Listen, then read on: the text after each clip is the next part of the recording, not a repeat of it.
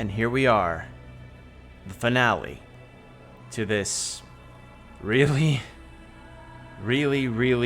difficult fucking game.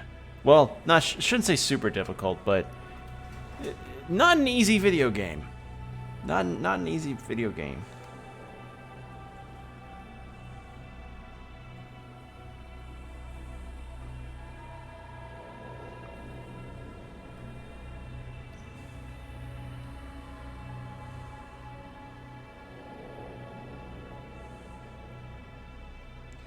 Alright.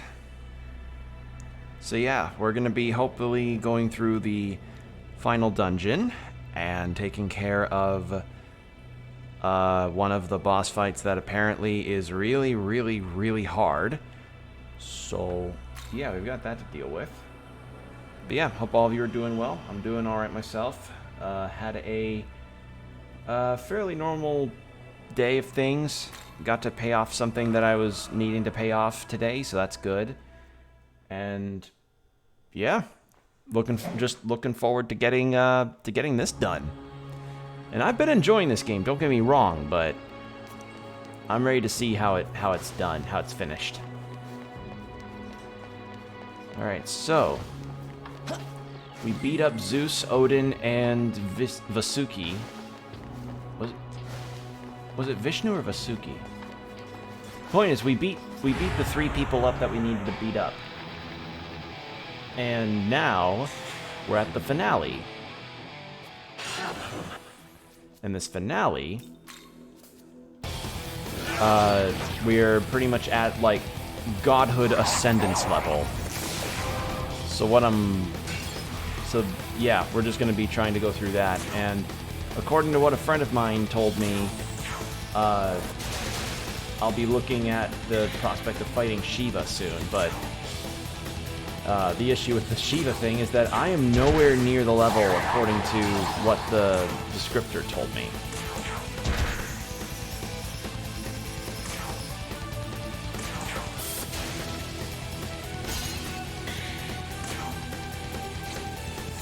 Did I have Kali already? I do.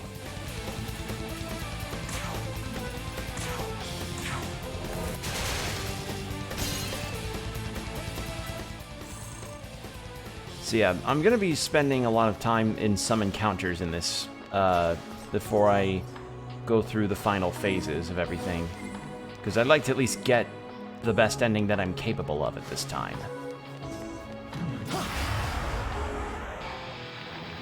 Alright. So yeah, now we're getting all of the demons that, you know, theoretically I should be getting at this level, but due to some lucky situations, I managed to obtain some of these demons a bit earlier than intended.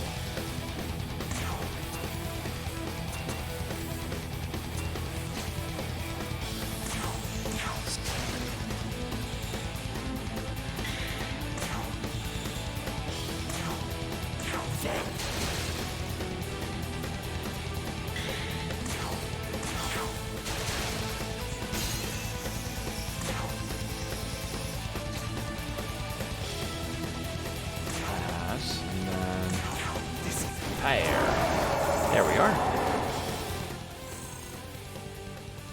Cool. All right. Yeah, I have no idea how long this dungeon is going to end up being. I have no reference for it. This is my first time going through this. Like, granted, I arrived here and did a couple encounters, but I have no idea what I'm looking at here in terms of how long I'll be sitting in this spot fighting.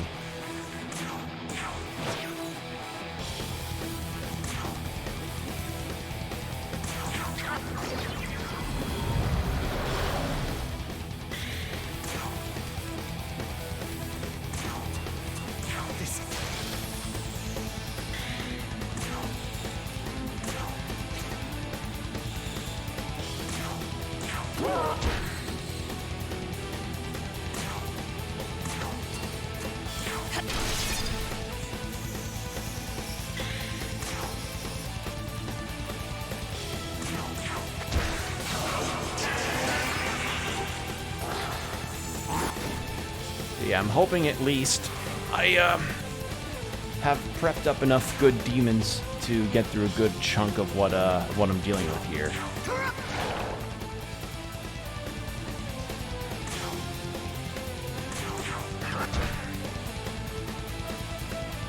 That's really the best that I can hope for right now.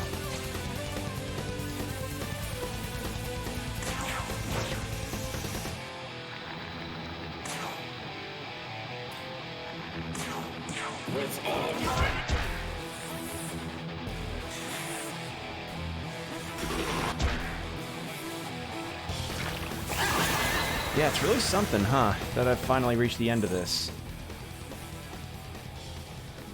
And, you know, we're ascending to godhood and everything. Dead end here. Granted, there are some things that I'm missing, like all of the Meemaws and some other things, but I'm not really too concerned about that right now. Because I think those aren't really necessary to get the full ending of the game, or the true ending, as it were. Ooh, Adra Melek. Oh, yeah, the wardrobe demon, right?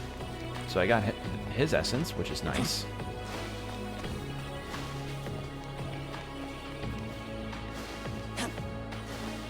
Yeah, I suspect this could potentially be a longer than normal stream, considering how long a lot of the boss fights can be if I choose to really bide my time with particular, what's the word I'm looking for? With particular things. Now what I'm wondering is... Ah. Oh, you're just a regular enemy now. Okay. Cool.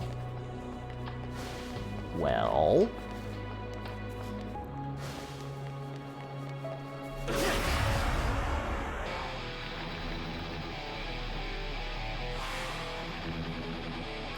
I know he's weak to ice. Yeah, I had that demon a little too early, and he ended up being a real big powerhouse for me. Wow, Mara. Good, nice. Phenomenal job there, buddy. Great.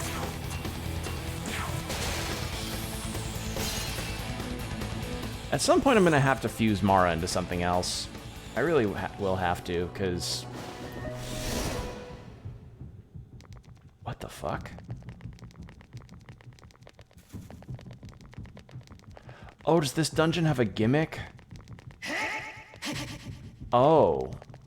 This dungeon's got gimmicks.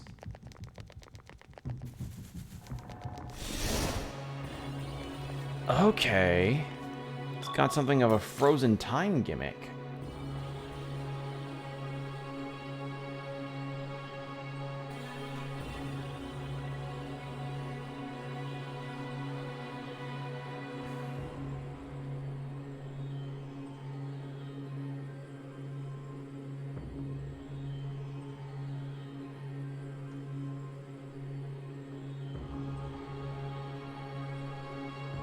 So the gimmick of this dungeon is a time-based thing.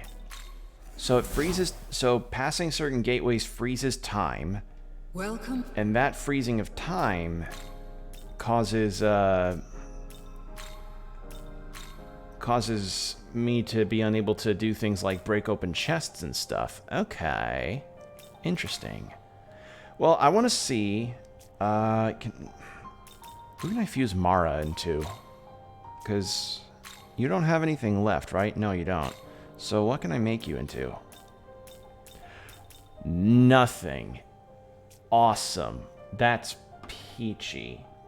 That's wonderful. Return. Well, I'm gonna swap you out for something else then.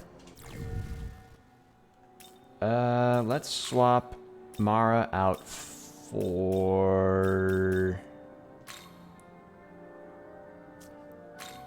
Abaddon. Alright, and then we'll do a recovery to get MP back.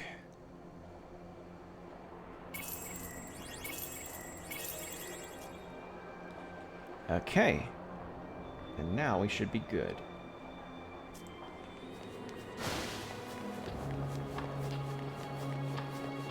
So yeah, the whole deal of this is that throne for being capital G God is up for grabs, and you had to beat up 3 big demon bosses in order to get the keys to become capital G Big Man. So now I have the keys to be capital G Big Person, and this is where I'm at with that.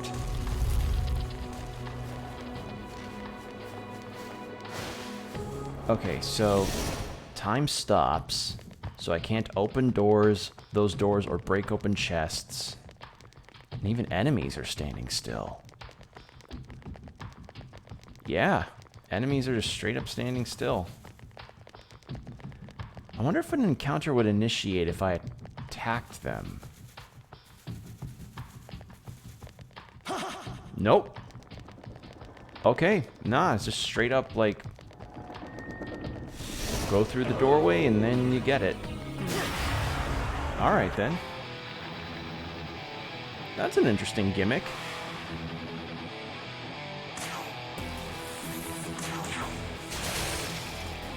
Wow, literally hit all the demons except the one I wanted to hit. Nice. Let's have you pass.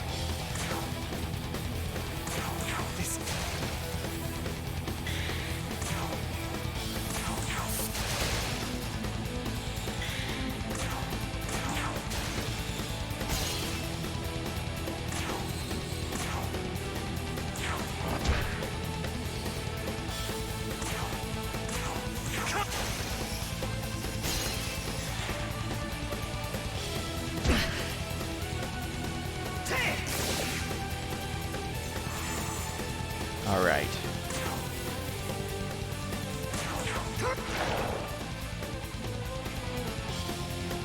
And we'll have you do... maybe having Abaddon on this isn't the best idea. Either way, this is experience that we're gaining, which is invaluable because this game, as I mentioned at the top of the stream, this game's not easy. It is for certain not an easy video game. Like, it's not... I should say that maybe it's not brutal. It just has its moments where it can tend to be a little on the RNG kind of aspect. You know, where it's... like, sometimes it really is a luck of the draw, whether or not a demon ends up getting the drop on you or something. That's the kind of thing I'm talking about. Also, I think I'm going to swap Abaddon out, because it turns out it doesn't look like he's actually very good for this dungeon.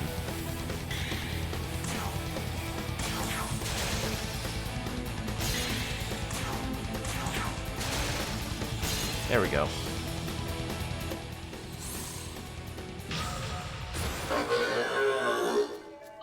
Ooh, muscle drink. Alright, party. Who do I swap you out with, then, if not... Actually, Kali. Yeah, let's have Kali out. Ah, I see. Okay. Well, I couldn't do the loop around on that, but that's fine. So I won't be able to go in and kill those things anyway, which is okay. In that case... Oh! Well, that's nice. Just giving you a place to rest. How generous. Alright, so first thing I'd like to do is fight more of these guys. I want to get that experience so that I can fight Shiva, because I want to see what Shiva's like. Because I don't know what Shiva's design is in this game. Though knowing how SMT designs it, it's going to be interesting.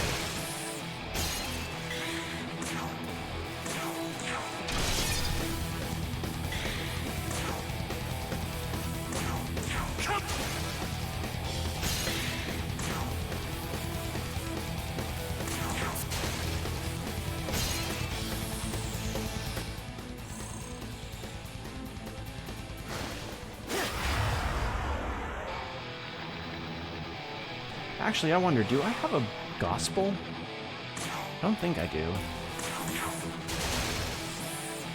No, I don't think I have a gospel, so it looks like it might just be full-on natural grinding.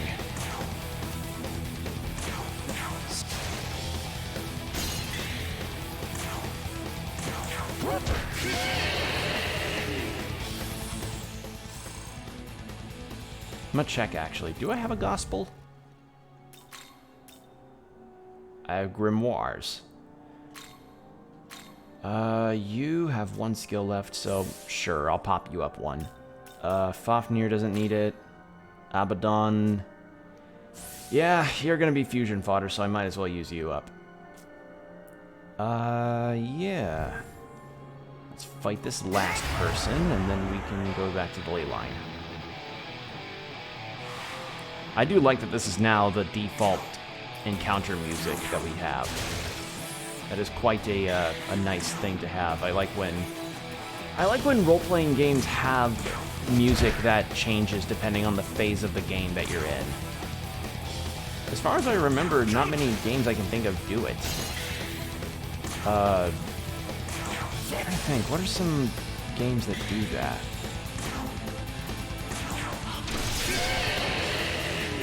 I know Dragon Quest XI did that. I don't know if 8 did that off the top of my head.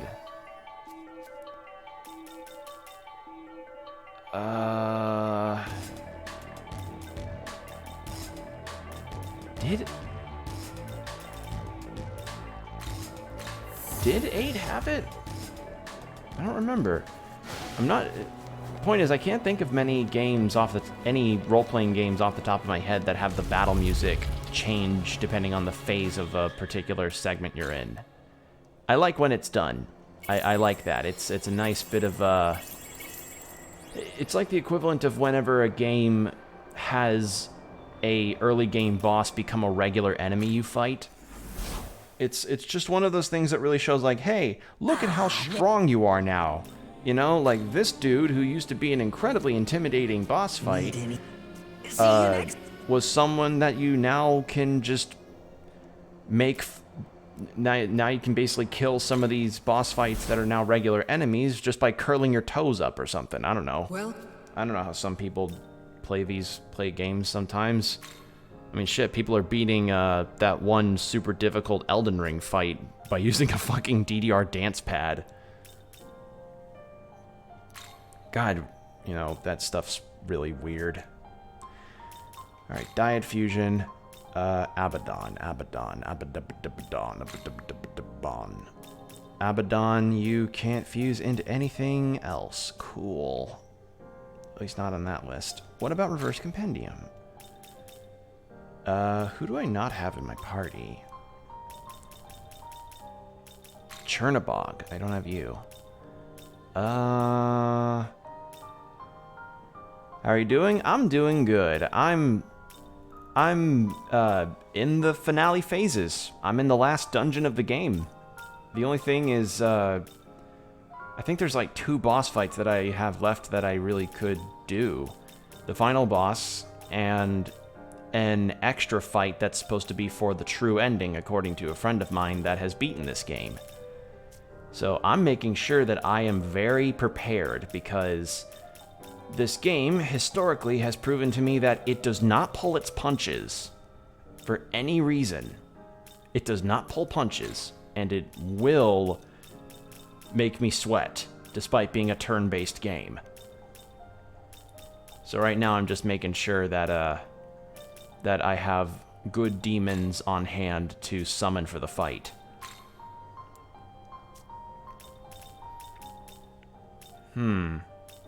Aramedlek, you have 1 skill left to learn.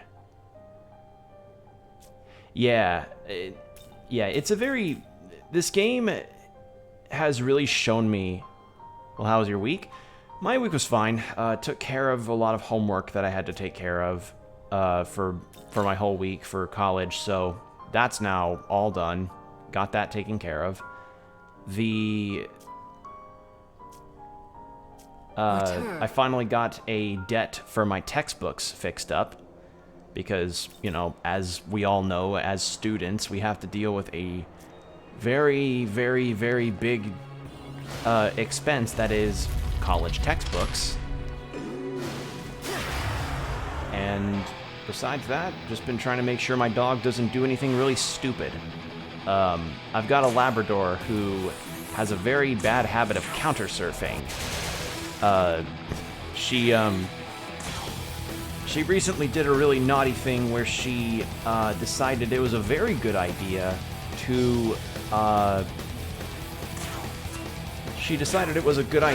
hop up onto a counter and grab a bag of powdered sugar that my mom was going to be using to make an icing for some cupcakes she's made. But the big flaw was that she decided to leave it on the counter because she got distracted by other stuff. Next thing I know, I see a bunch of white powder all over the area near my brother's basketball hoop. So at some point, she grabbed it off the counter and decided to just tear it apart.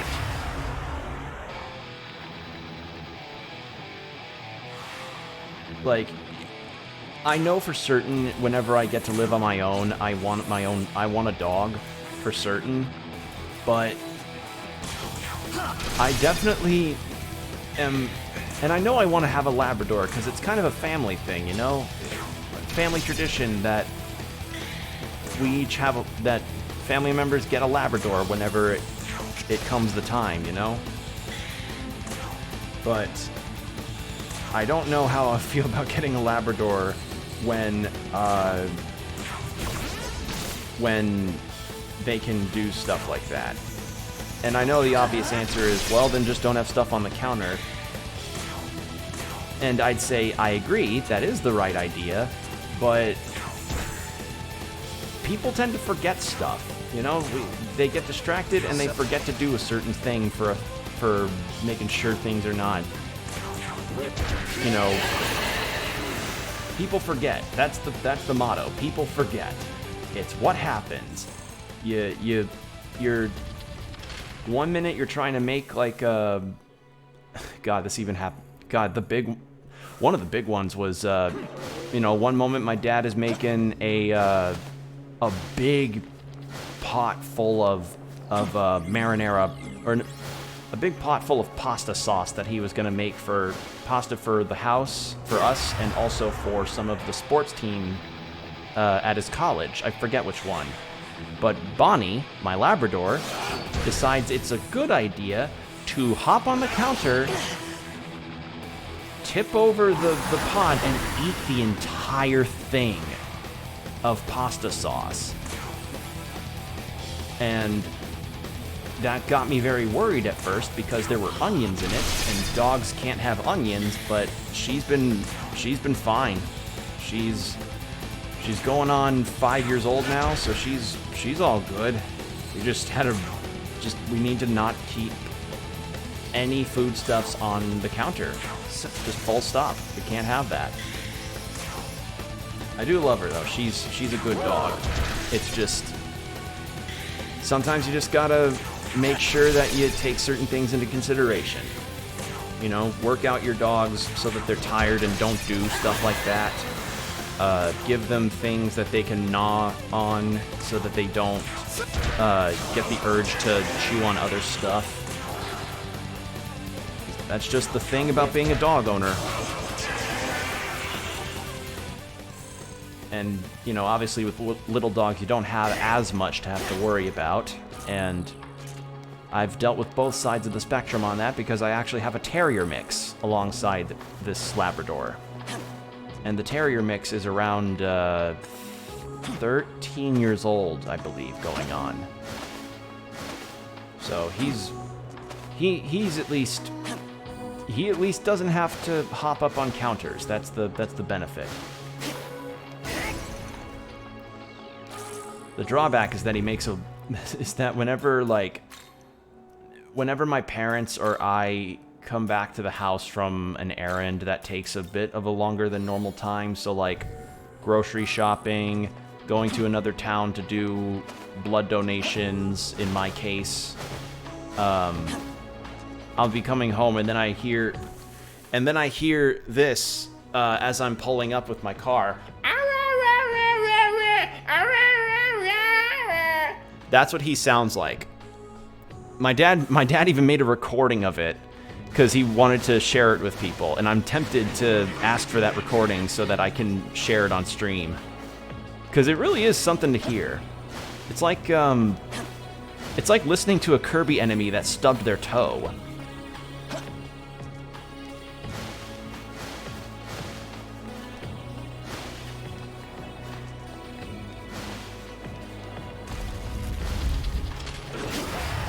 Oh, our medlicks are really trying to pose up on us, huh?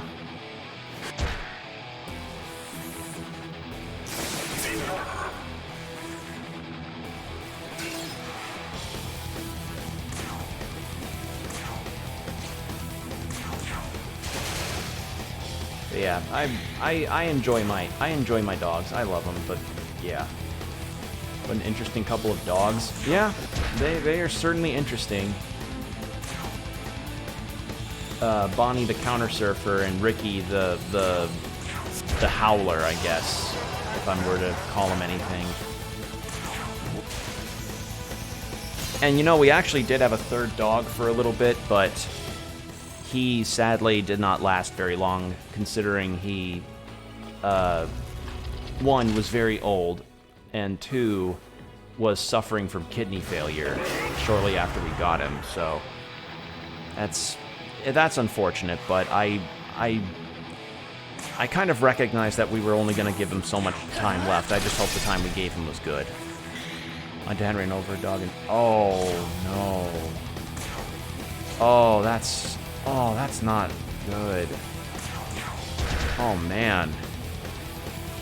Yeah, it's always unfortunate. Always make sure your dogs are out of the street. I had to...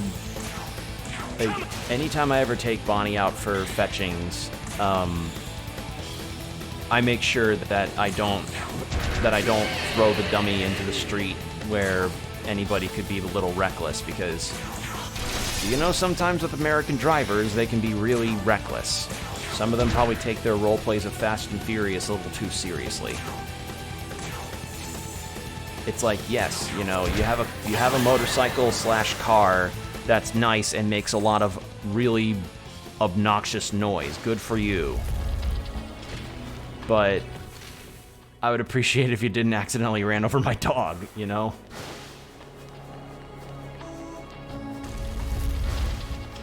Alright. Is this progress or was this progress? I don't know. Where is progress? Bro, I almost drove off the road on my four-wheeler today. Oh. Yeah, I've never ridden in a... Wait, have I? I don't know if I've even ridden in a four-wheeler before.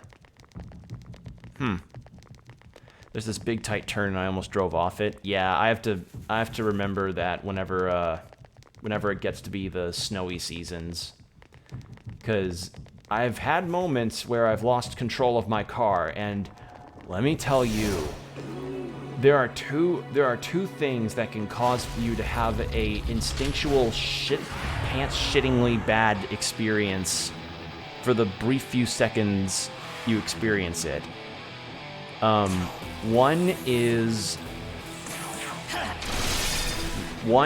that moment when your foot like slips off of a stair slightly and then you feel yourself falling, and the other is whenever you lose control of your car briefly in any circumstance, be it rain, wind, or shine, or in my case, snow. Like me trying to stop myself from... Let's see, like I'm trying to stop myself at a stop sign so that I can get to my...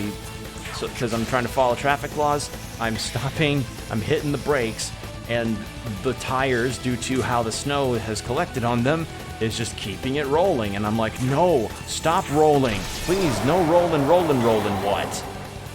It's been so cold in my state because of winter, and it's so fun to ride a four-wheeler in the cold.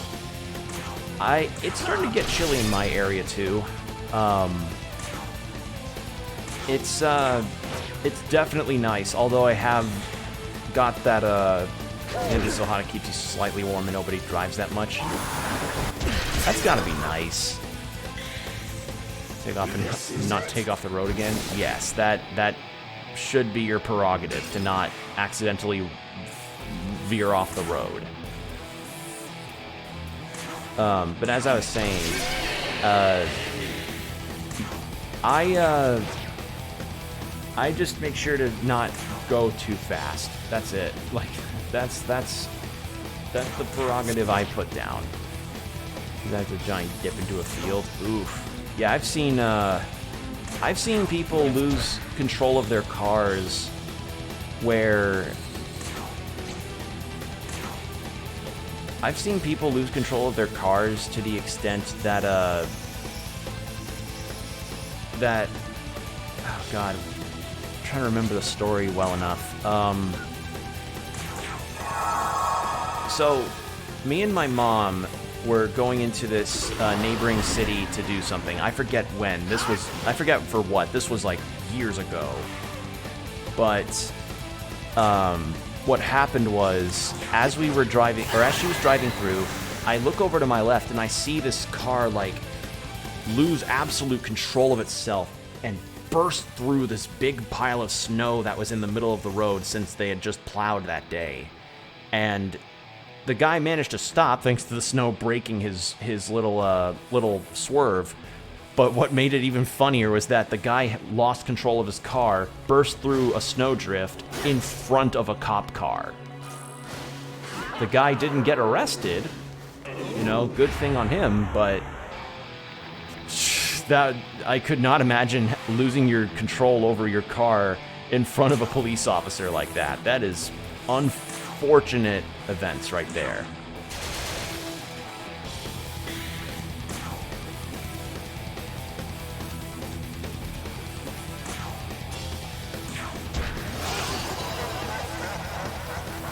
BRB, all right. See you. Yeah.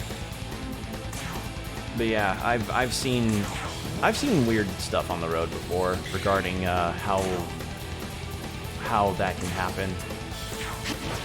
One particular moment was when I was heading to a therapy appointment in the same town that me and my mom went to, and I don't know what happened with this person. I never heard anything about it, but this person ahead of me was kind of going back and forth a little funny, like kind of like left and right, not like crossing lanes a bunch, but just kind of like snaking along a little bit.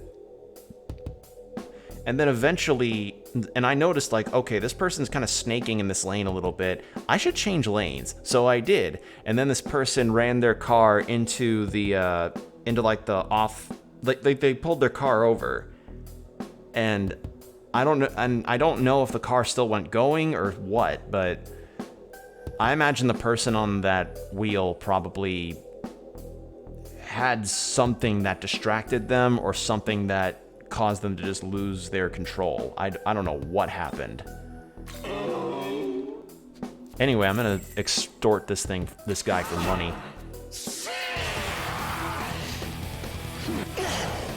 Ow! I am so lucky that didn't insta-kill me.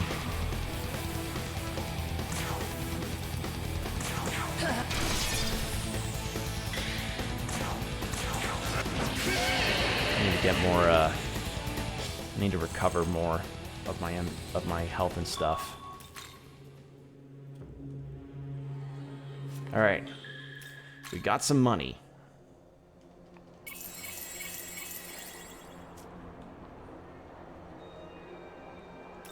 Alright, World of Shadows.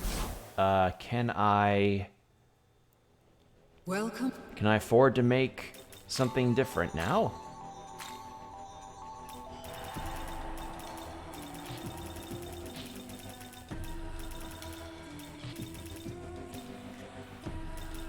Kali and Vasuki. Yeah, neither of those are... What are your skills?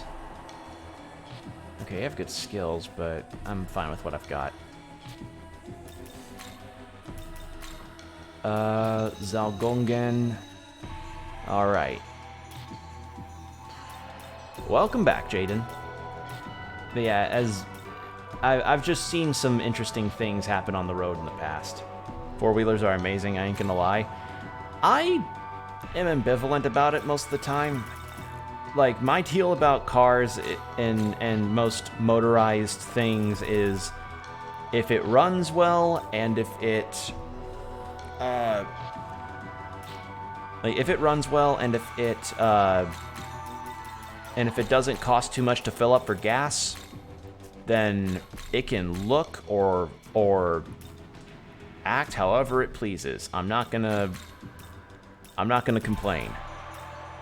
I like to say I'm relatively simple regarding things like that.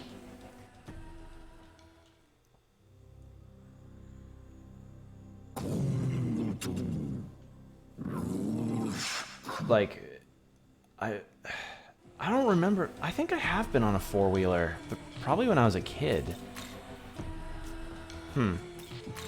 Yeah, I wouldn't really choose to go on any vehicles that are super loud. Like, I don't know how loud a four-wheeler is compared to, like, a normal car. I tried to record a video of me driving a four-wheeler using my left hand, and oh, dude. That probably was not easy.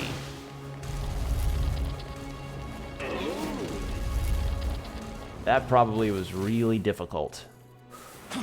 Because, like, I remember even trying to navigate with a bicycle with one arm was not easy, so I could not imagine trying with a four-wheeler.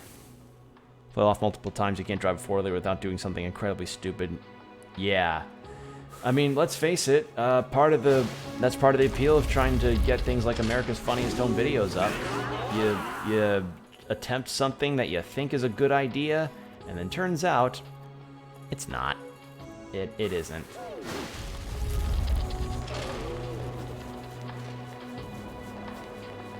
I have to wonder what America's Funniest Home Videos is even like nowadays. Because I don't think they have that one dude as the host of the show anymore.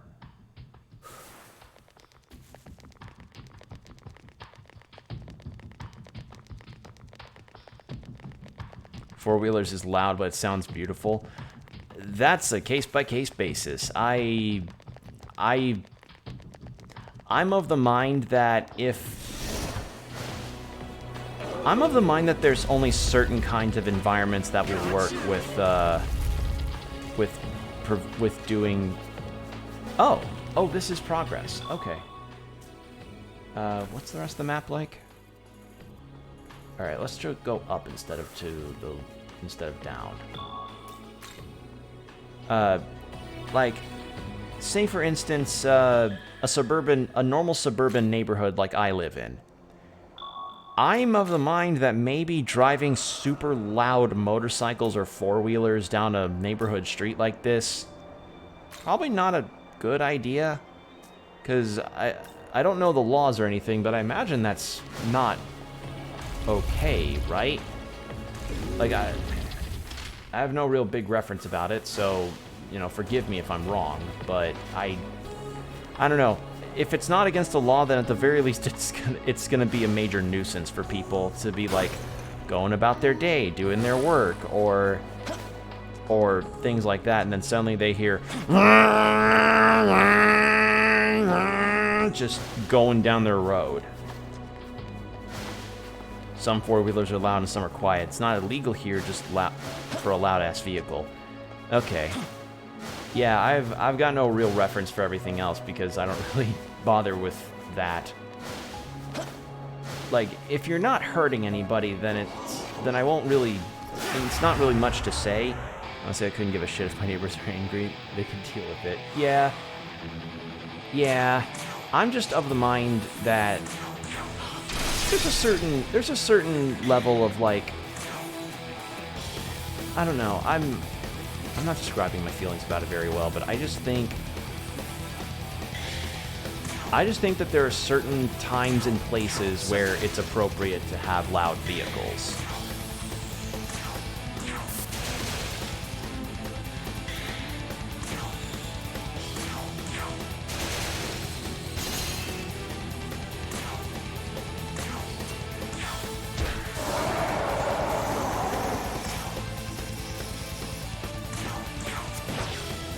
our four-wheeler is a clutch, which means you gotta pull out anytime you want to start moving. Oh man, yeah, if there's any kind of car that I know for certain I won't ever want to drive at any point, it's a stick shift. Because I understand, which is really easy to do, but it's hard to start doing it right. Like, I prefer my cars automatic because I'm not one of those people that enjoys driving.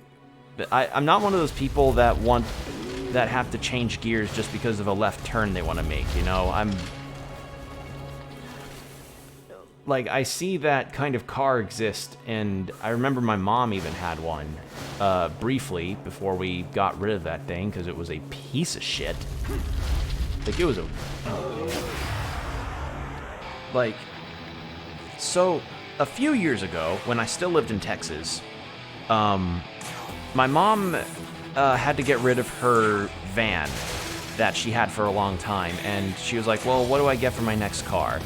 And she decides to get this Mitsubishi that was a stick shift. I forget the exact model, and I don't care to remember the exact model, because as I said, the thing was a piece of shit. How much of a piece of shit, you may ask? Well, couple reasons. One, which is more on like, our family dynamic. First, the four-wheeler has to be in the first gear. You gotta let go of the clutch slowly while holding down the gas pedal thing. When you start moving while the clutch is down, you let go of the clutch and start going. God damn. Yeah, the problem was twofold for our family with automatic cars, or I mean for stick shifts. For one, my brother and I couldn't fit. I'll give the rest of the reasons in a second. I think my aforementioned terrier mix needs to be let inside, so give me a moment.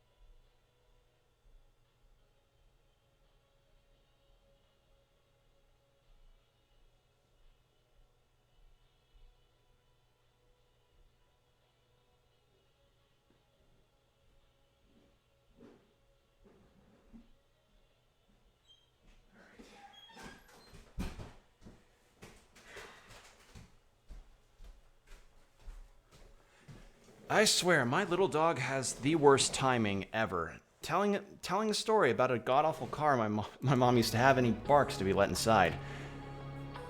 Okay.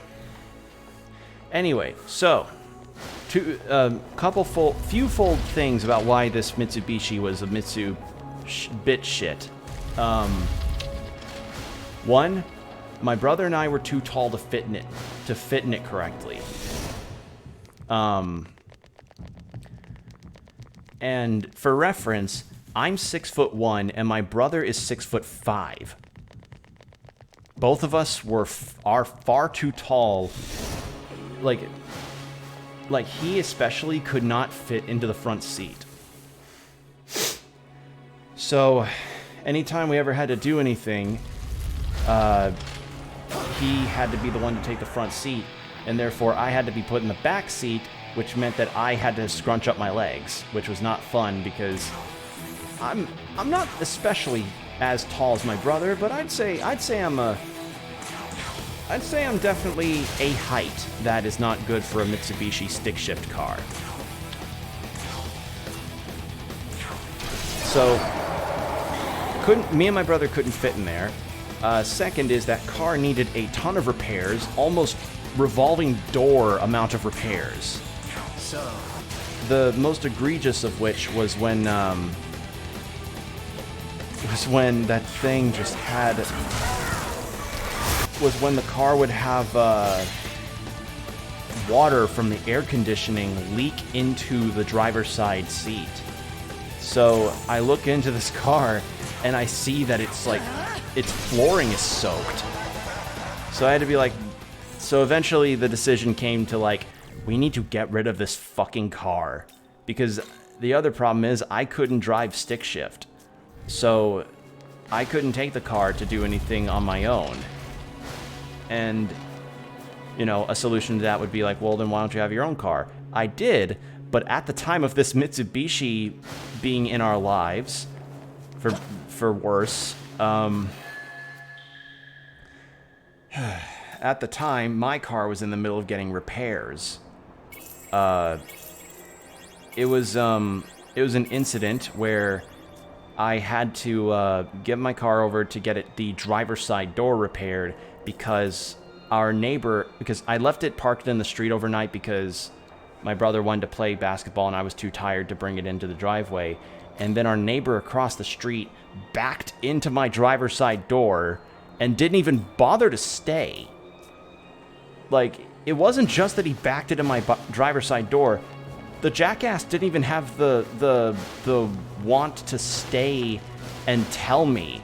It was his son-in-law who lived with him who had to come out and say like, hey, my father-in-law backed into your car. The damage looks kind of, the damage is kind of not good. So I had to be sitting in that Mitsubishi for a while due to the errands and the work that I was doing at the time. So yeah, I definitely don't have the best liking of stick shift cars due to that whole incident. And it also reinforced my prospect about how much I hate parking on the street and how much I don't like it whenever people just seem to refuse to use their driveways.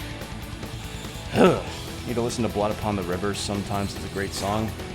I'll look it up later. I'm just in the afterglow of being frustrated about that stupid fucking car.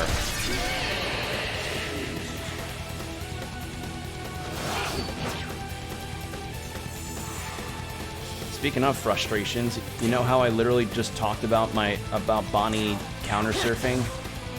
Yeah, I go down to let Ricky inside because he's old. He can't get in the house on his own anymore. His legs aren't as strong as they used to be. She got into this small little box of compost that we have.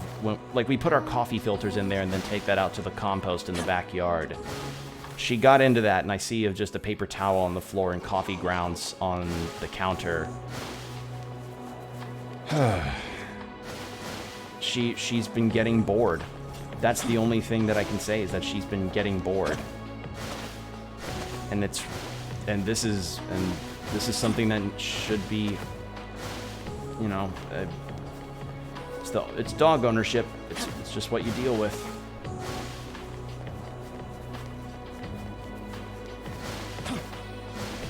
In fact, I may, in a little bit, go take her to do some quick dummy fetching while it's still light out. So I might have a bit of an extended BRB in order to do that if you guys would be all right with that, because the last thing that I want is to have to finish stream and have it be however long, then I go downstairs and just see that there's used coffee grounds all over the floor. So that might be something that I'll do in a little bit.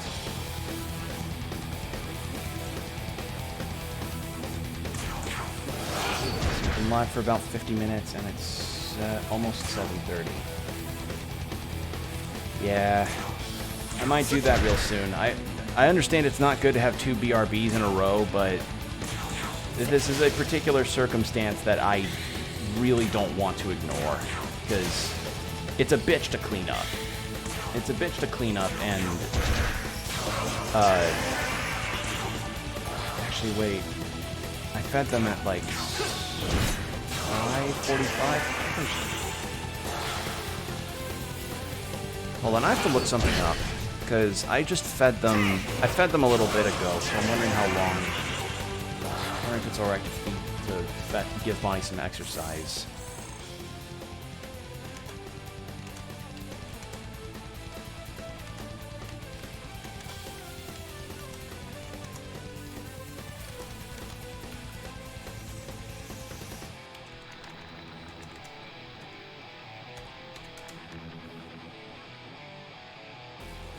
Two hours after.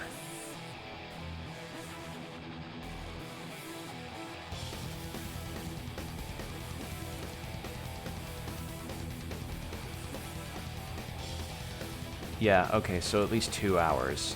So, in about...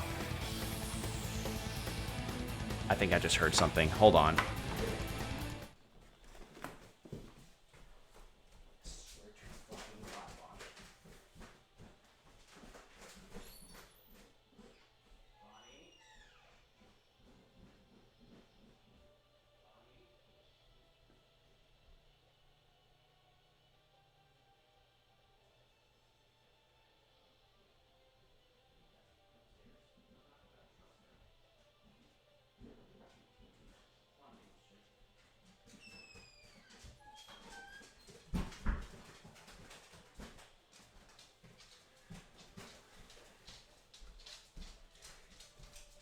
Okay, I am getting a bit jumpy, but I have an idea. You know what? She could probably use a little bit of attention. And I don't do this very often, but considering this is the finale of this game, I'm making an exception. Bonnie. Here she is. The big rascal herself. Yes. Oh, God, your breath smells. Hello, Bonnie. See if I can lower the camera a little more. First time I ever seen you? Yeah, hi. I don't really show up on camera very often because my hair is always a mess. And I never really see the need to have a webcam on. So I don't really show my face very often. But yeah, this is me. And prove it to you, stand up and then back down 3 times. No, because I could potentially fall over. I know that trick. I'll prove it to me by doing this. There you go. See? Oh, Jesus. What is... God damn, girl, your breath stinks so bad. She looks like my aunt's dog? Yeah. Labradors. Hello, baby dog. Yes. Hello, stinky breath. God. Oh! Ugh. Good lord. Yeah, your breath does not smell appealing right now, Bonnie.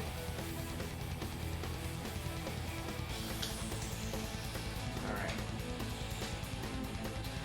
She's probably craving some attention too, so best give it to her. Yeah, she never really comes up here because she tends to stay where the action is with all the people because she likes attention. So most of the time she's downstairs, but there is the once in a blue moon occasion where she comes up here, and this is one of those occasions.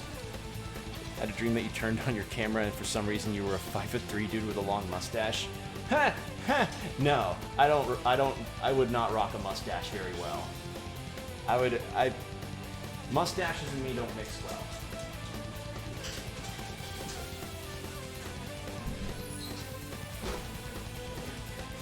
Well, I think she heard something. So, yeah, maybe she's... I suspect that maybe she heard, like, one of the neighborhood people or something be walking out front or whatever. Anyway, I leveled up. Indeed. Megaton Press. Nah. Keep with Hades Blast. Alright. But yeah, that's it. I've thought about having like a dedicated, like making that the Bonnie cam, so to speak. Like instead of a body cam, it's a Bonnie cam. But she doesn't really stay up here long enough for it to be a thing. And you know, I wouldn't mind making the asset for it. It's just she needs to be up here longer than a few minutes in order for me to utilize it right. So yeah, sorry you only got a brief look at her, but you know indeed that she is indeed a Labrador, and she is quite large. She's a nice big old dog.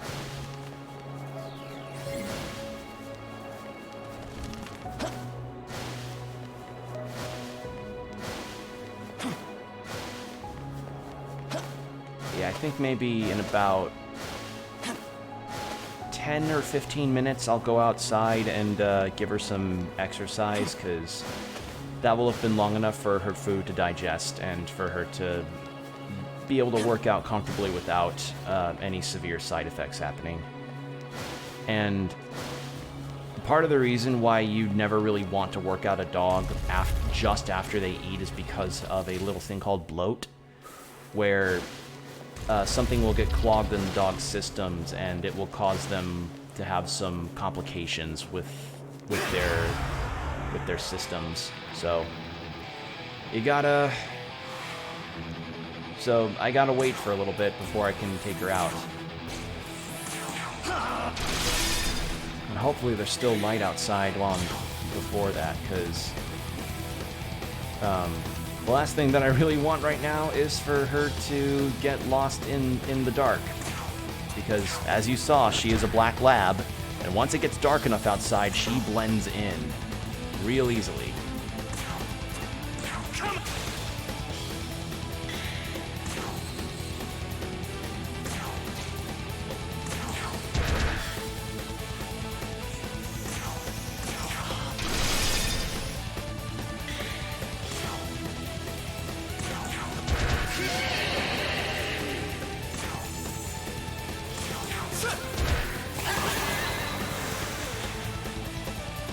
You look like someone I think would be on Twitch. Let me guess. Is it because, like, is it that adage of, like, any white dude with brown hair reminds somebody of Mr. Beast? Because I think that's kind of the joke that a lot of people make, is that if somebody's a streamer, or at least knows someone that's a streamer or is online a lot, and they look like me, or they have, like, the same characteristics, like, I don't know, I just remember a moment where there's this streamer I watch, and their fiance, and they and their fiance live in a apartment sort of community where there are kids that thought that their fiance was Mr. Beast because he was just so happened to be a brown-haired white man. So saying that I look like somebody that should be on Twitch, like, I'm not insulted, I just think it's funny. Honestly expected you to turn on your camera and be 600-pound guy who barely fits in his chair. Hey, I use Ring Fit Adventure. If anything, I'm feeling comfortable with how I am right now. Like, if anything, I actually weigh, like, in the 170s right now. So, I'd like to say I do good for myself, you know? I've got a good routine. I like to think I keep fit, as it were.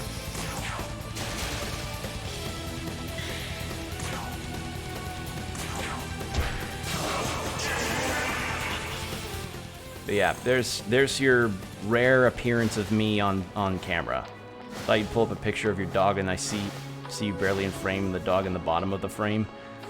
Well, that's kind of how I positioned my webcam to be. I used to have my webcam be on my other monitor, pointed almost directly at my face, but I learned, one, that's not really a camera angle that is that appealing looking, and two, I'd prefer to have my camera pointed down to something that's a bit more interesting than my face, because I don't have a very interesting looking face. So I thought, okay, well, what can I do that's a better image than just me? Oh, I know. How about my dog? And it's like, oh, but my dog doesn't show up often. Well, in the event she does, I have the camera pointed directly on the floor where she would usually lie down if she felt like hanging out for a little while. So, like, she lays on top of my yoga mat and just sits there for a while, and I'm like, all right, cool, just have the camera pointed down there. There, I have an impromptu dog cam.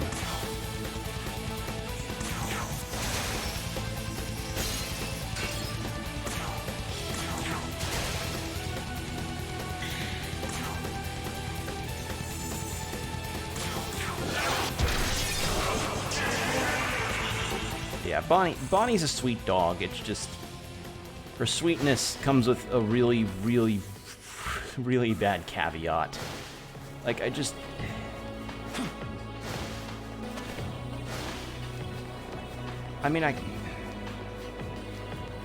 I'll see what I can do about I'll give her a few minutes of fetching outside so that at the very least I can stream without the fear of her getting into something she's not supposed to.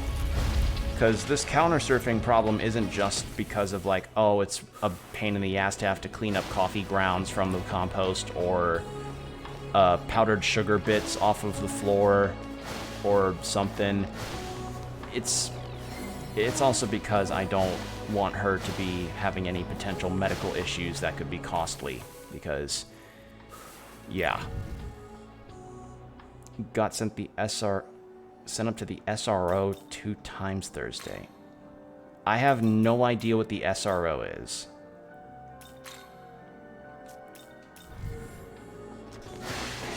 I'm gonna change out from Kali. She has no MP left. SRO is basically the police officer at our school. Oh no. Oh, that sucks. Well, I hope it.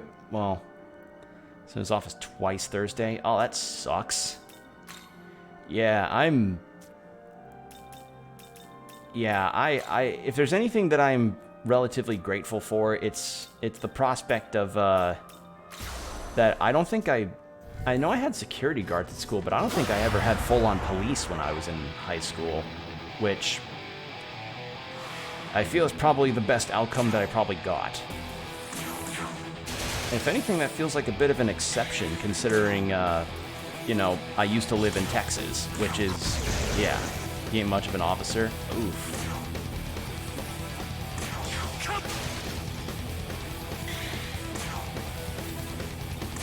So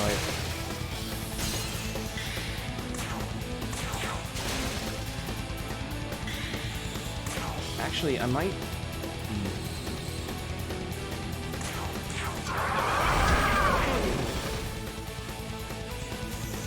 So I gotta set them for some issues that I can explain in a couple long paragraphs.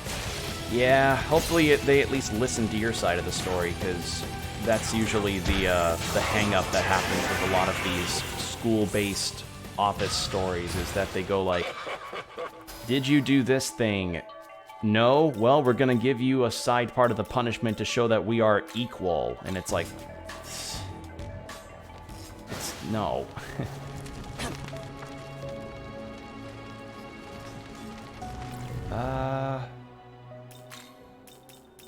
I'll use one chakra pot. Yeah. What's the situation here? They did, but the other people acted like I insulted them, but in reality they insulted me more times than I ever did. Ah, so, you know, that reminds me of a story.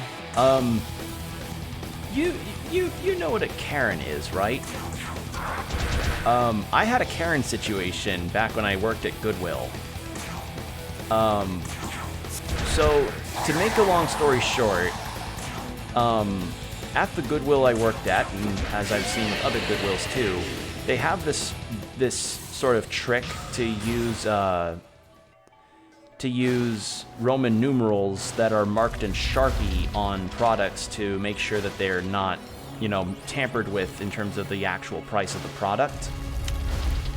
This woman that I was helping at the cash register was getting a small dog kennel, and this dog kennel was in reality actually like $3 when the price tag for it said, no, it was $4 when the price tag said $3. So I marked it up for $4, and she was like, why are you marking it down for $4? That's clearly says $3. And I'm like, well, ma'am, it's because we have this policy with Roman numerals. I'm not the one that decided this. This is the store's policy. And she had me call the manager up to try and settle this out. And then she fucking had the gall to then point to me once the manager came up and said, he's increasing my price. And I'm like, bitch, fuck off.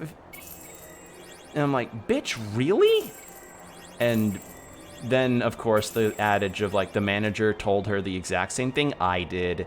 And then she goes, well, that's bullshit. You're lucky I need to get this dog kennel, and I'm not coming back here again. And I'm like, well, sorry to hear that. But in my head, I'm like, good.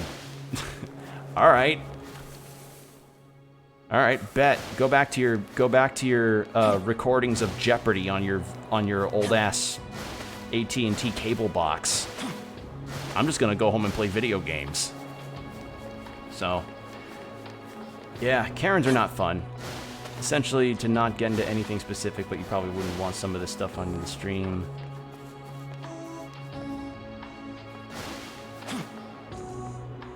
Ah, right, yeah. A very they said, he said, she said, they said situation, which never a fun deal to do, especially in schools.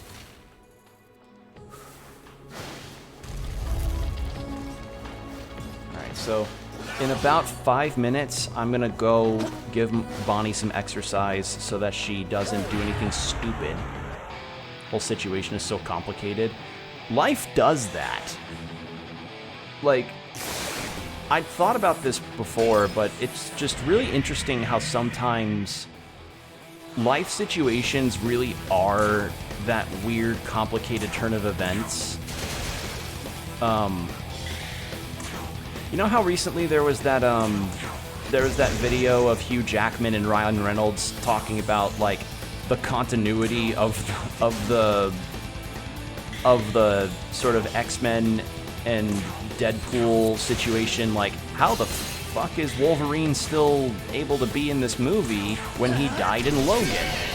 And then they had that whole miming out the story of it, and it's like, surely it's not going to look that physically complicated.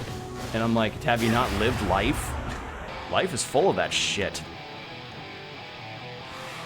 It just happens.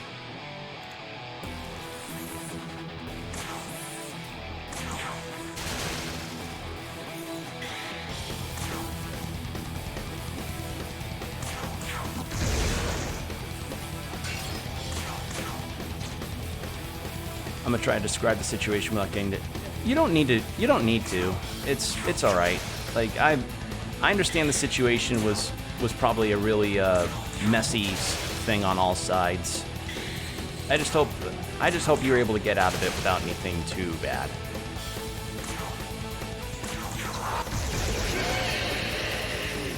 I'm just trying to fight demons so that I can ascend the throne.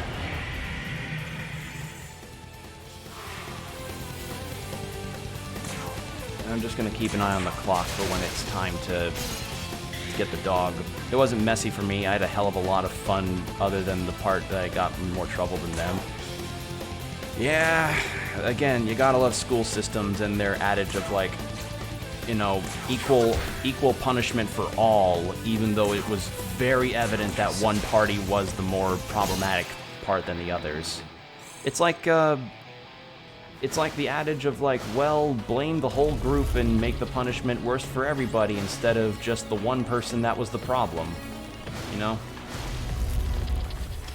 Like, say for instance, you have there's like snow outside during recess, and a kid throws a snowball that accidentally has a rock in it or something, or someone gets hurt in a snowball fight. Congratulations, that snowball fights and stuff are no longer allowed on that campus, which makes it not fun for everybody else because they have to deal with the consequences of one person being stupid. And now that one stupid person is going to basically be a pariah around school because of that ban. Let's see, where's the thing? Where's the other time door? I never really did get in trouble, though, when I was in high school. I did witness some pretty funny stuff, though. Although, some, I should say very little, because, anyway, other than that situation, nothing really eventful happened. Yeah, same deal sometimes with my schooling, is that one or two funny situations happened, but then the rest of the time there was not as eventful because fucking suburban Texan schools are not exactly the most electrifying environments in terms of story content.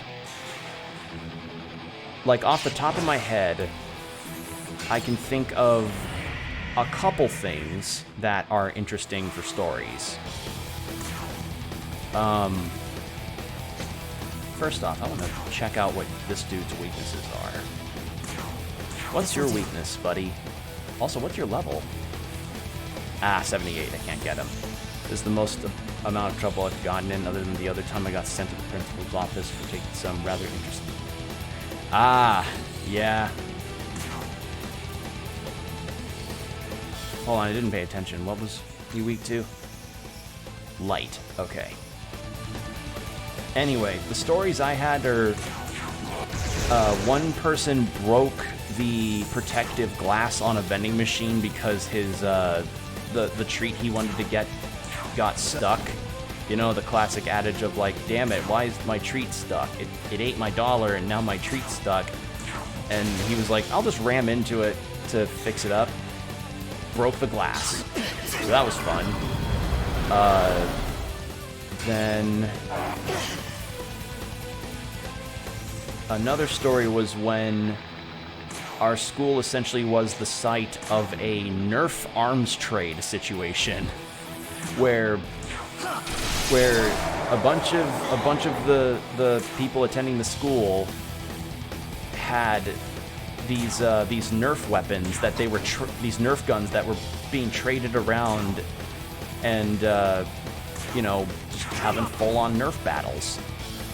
I even saw one happen on my way home from school one day. So yeah, that was definitely one of the more interesting things.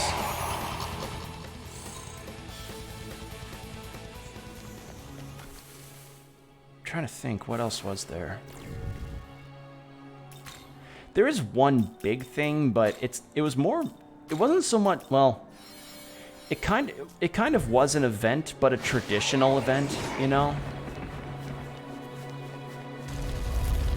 Like, it was one of those events that definitely is something that you would normally not see at many other schools. If anything, I think from what I've heard, it's actually more of a Texan school system thing. So that was, that's something that I'll probably speak about in a little bit.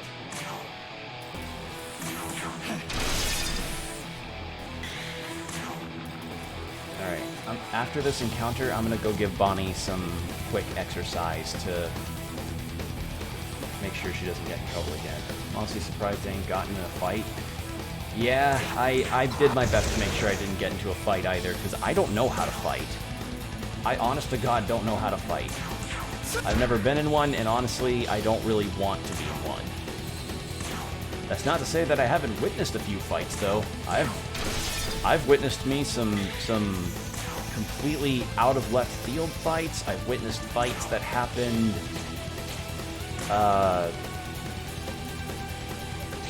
fights that were more on like a mutual standpoint, if that makes sense. 18 fights? God damn, I only saw like 3 in my high school. What the fuck?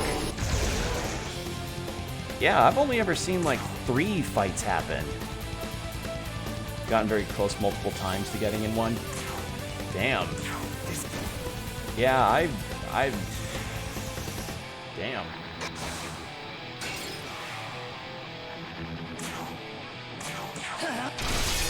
Alright, pop that, and then Almighty.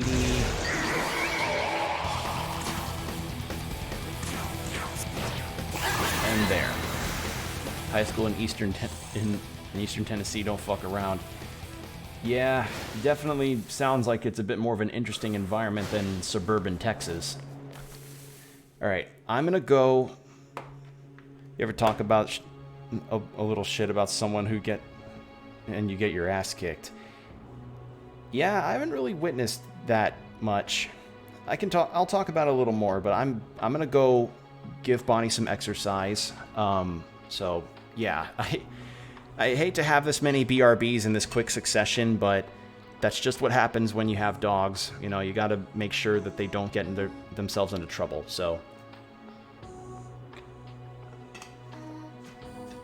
Pardon me for a little bit, everybody. I'll be back in a few minutes. I'll try not to be too long.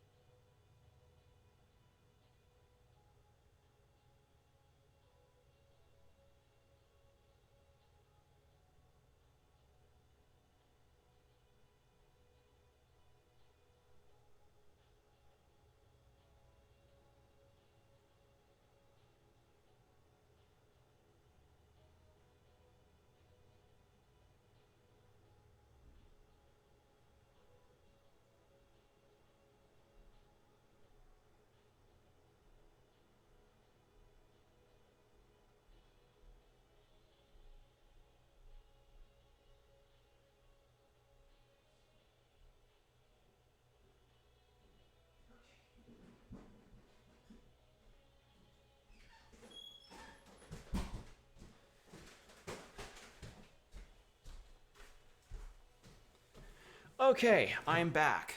Sorry about that longer than usual BRB. Bonnie's worked out, so hopefully she won't do that stupid stuff again. Anyway, where was I? Oh yeah, the story. So, when you're growing up in Texas, welcome back. I was wondering why I didn't hear weird quiet noises because I forgot about your stream. Yeah, sorry. But the dog's been worked out. So she is good to hopefully not do anything dumb.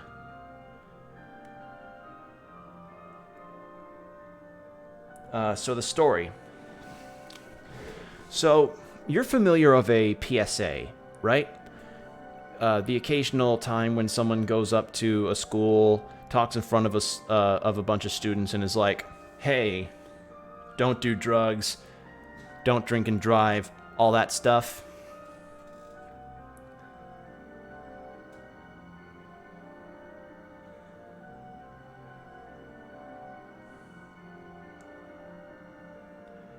Yeah, PSAs are amazing. Yeah, in Texas, I ain't had one in forever. Well, maybe you wouldn't want this one. So we had this,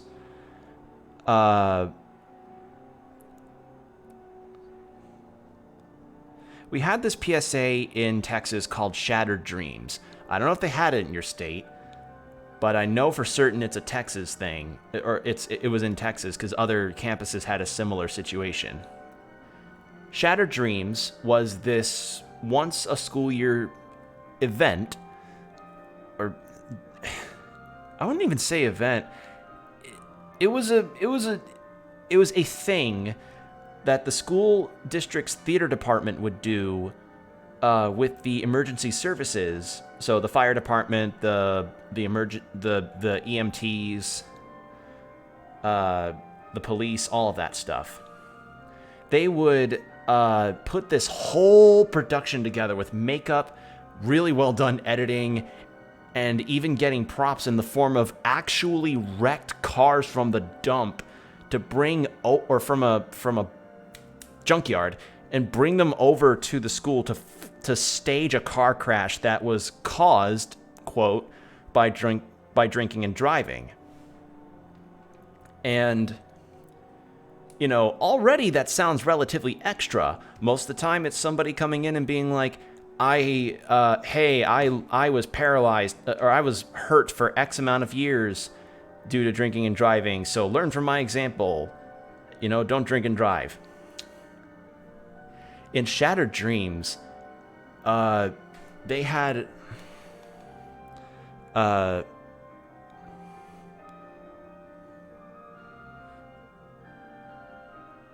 in Shattered Dreams, they would have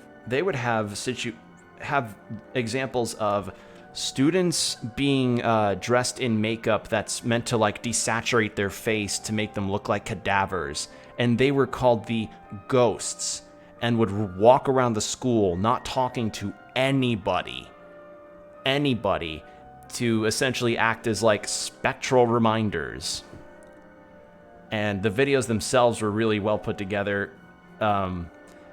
and would show a very visceral looking aftermath of a car accident. And obviously one of the students in the school would have to play as the dead one, the ones that would be brought to the hospital by the EMTs, and it's like you had to play the dead student. And if you were the dead student, you actually didn't have to go to school for the rest of the day, so that's the bonus, I guess. And then with my school, they brought the entire campus outside to view this car crashing and this aftermath of a wreck with the EMTs. And this one kid did way too good of a job selling his desperation for his friend. And I know he did too good of a job because despite me knowing that it was staged and everybody else knowing that it was staged, it was so intense that a girl in the crowd fainted and hit her head on the curb of the parking lot, and the EMTs had to take her away too. So, yeah, I don't know if other school districts in the country may have those, but I know it was a Texas thing because other people have seen and it's different depending on the campus you're in and the school district. I'm gonna look up what.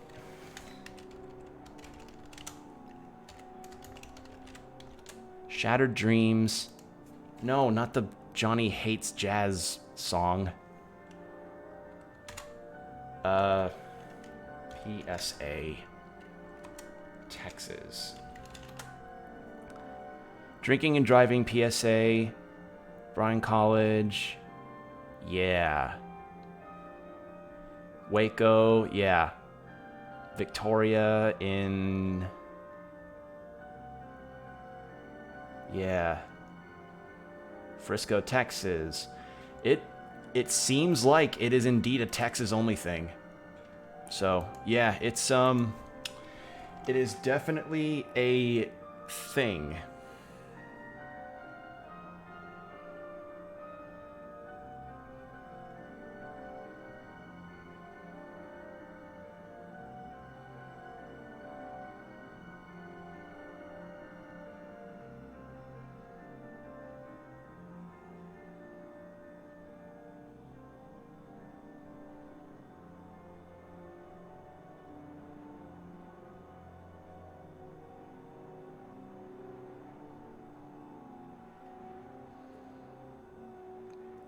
So, Shattered Dreams, definitely a learning experience that is drilled into your brain quite thoroughly.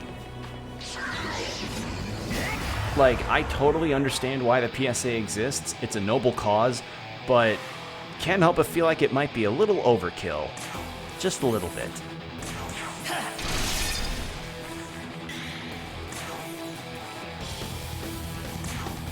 Let's see. Wow, that was kind of placid. So, there you go. There's a bit of what my high school life was like. Seeing these PSAs that legitimately could have been traumatizing to certain people. Like, to some people, they probably were traumatizing. Something funny is I'm always tired at like 9 o'clock when I go to bed at 10. Yeah, I've been feeling really drowsy myself lately regarding the weather coming through and causing the fall brain to just be like, you know, like that moment where you can definitely feel the temperature and the seasons change, and then like that frontal section of your brain is just kind of going super tired all the time, and you just feel dreary or just feel sleepy. That's what's been going with me lately. Go to bed really early compared to everyone else. That's a good thing. You kidding me? I go to bed super late. Like, most of the time I go to bed at midnight, if not a bit later.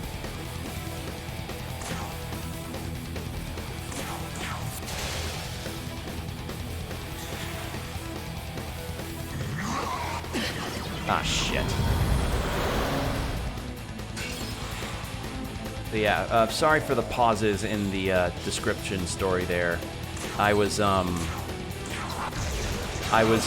the midst of telling my folks that I had to give Bonnie some workouts. I had to give Bonnie some exercise. Because her health is kind of a concern for the whole family, and I don't want her to have to deal with potential repercussions from me just trying to make sure she doesn't get in trouble. We're not in the boonies in the middle of the woods. I myself actually moved to a small town most recently. Like, in the past 5 years, I've been living in this small town in the Midwest. And so it's Jesus Christ. All right. I'm gonna attempt something. And I used to binge watch all The Walking Dead when I was like 10, and I used to be so paranoid. Bro, I was a very sensitive kid when I was like around that age and especially younger. You're talking to somebody who, when they were a kid, was in the theaters for the premiere of Monsters, Inc., and then had to ask his parents to walk him out of the theater because the opening scene scared him too much.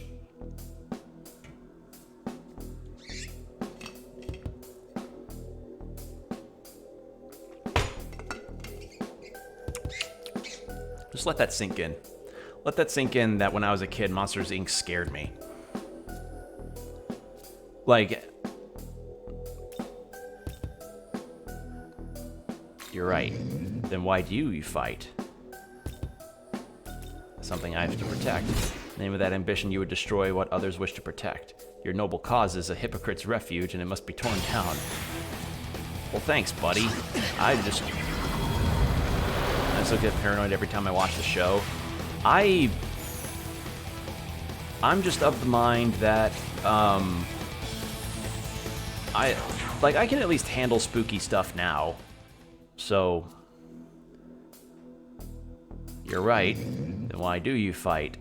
There's something I want. You desire something, fighting hardly the only way to get it. Shall we try negotiating? I don't have 26,000. Grand portion. Fine, I can recover. Ow! I think you've had enough, buddy. Piss off! You just made me go down to 1 health, asshole. Wow, what a dick. I'd rather fuse you than have to fucking pay for your stupid services. I haven't high enough level to have you on my team yet.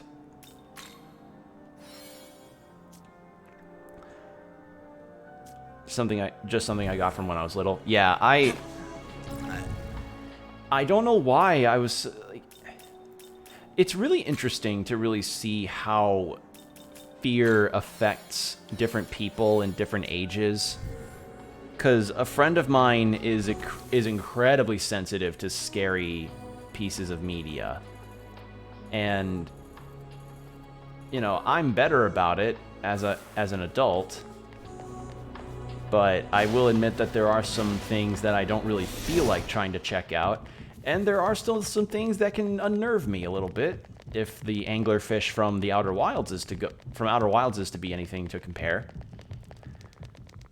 I was never scared of the show. Ironically, it just made me paranoid. For someone who's 10, I sat through the most gruesome deaths in the entire show. Oh God, yeah, I just was a sensitive kid. That's really it. I was just really sensitive and didn't like that kind of media. And again, I'm better about it now, but there's a threshold that sometimes happens with me with shows where if the threshold is broken, I don't outright avoid the media for the rest of my life or anything. I just kind of take a break from it for a couple days and then go back to it if I really want to keep going and see how it ends. Like with Invincible, you know? Great show, but the first episode kind of shook me a little bit because it was just such an absolute out of left field, you know, moment. And if you've seen Invincible, then you know exactly what I'm talking about.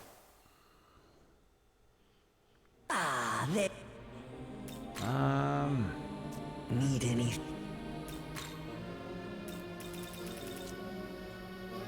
Need anything? Perchance bring. I'm level 76, so I can't really do any stuff regarding World of Shadows fusions quite yet.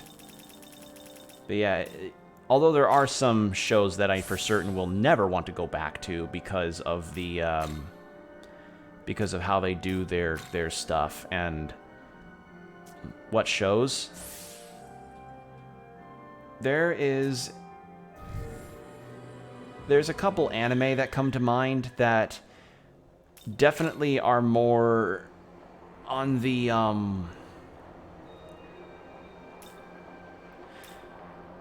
kind of more on the, what's the best way to put this?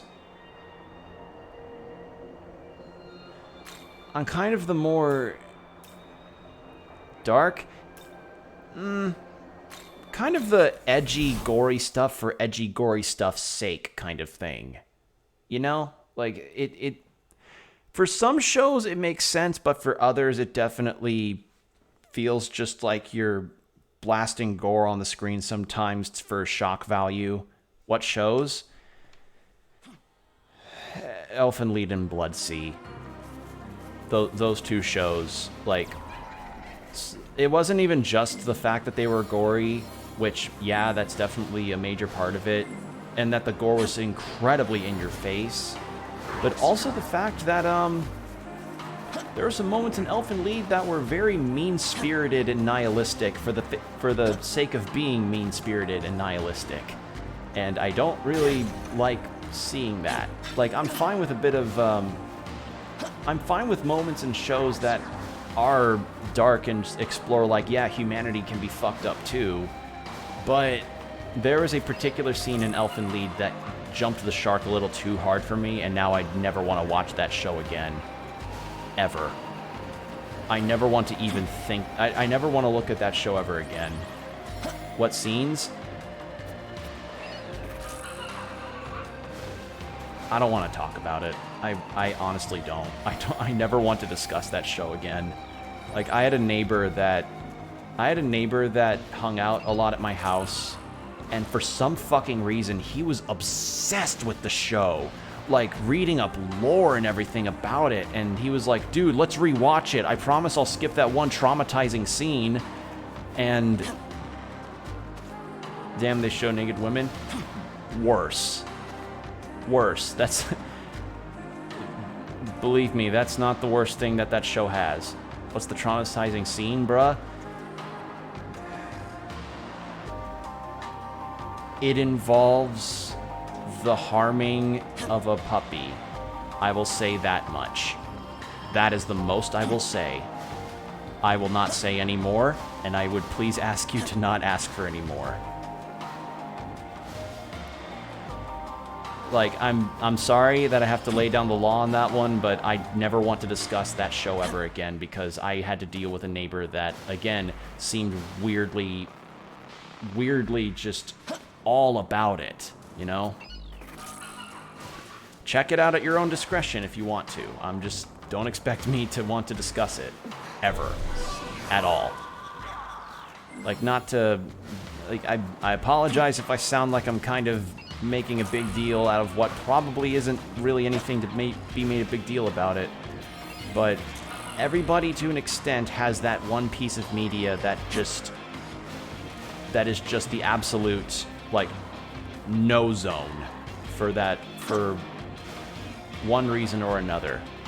And for me, Elfen Lied is one of those. Bloodsea, probably not so much, because the gore and shocking imagery in that makes it sense to an extent within the context of what kind of show it was. But it nonetheless was kind of a glorification of it, you know? Like, that ain't that bad. Again, case-by-case basis. Some people don't find it as bad. Others more so than others. You know, that's just me, though. I understand that others might not be... Are you talking about loose? Yes. Yes, that's what I'm talking about. That is the exact thing. That is the exact bit. That ain't that bad. Well, it was bad to me, especially since I was, like, 14, maybe a bit older when I saw that scene. And even then, I don't really like seeing that kind of thing. It doesn't sit well with me as a dog owner.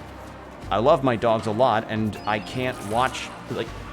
I remember when I saw Marley and Me, and I was crying profusely afterwards, dude. A bunch of zombies eating horses, ripping it open and shit in the second episode.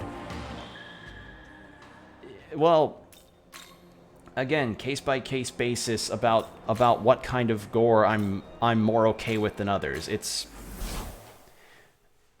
it depends on the context.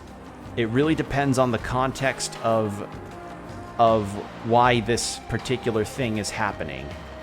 That's it. That's really it. That's all I can possibly say to describe why certain things affect me more than others. I'm not... that's... I understand that I probably sound... I understand that I probably sounded... that it might be a bit odd to describe, but that's just how I feel. That's just how I feel. And I've moved past that particular segment in my life, and I'm not really wanting to revisit that ever.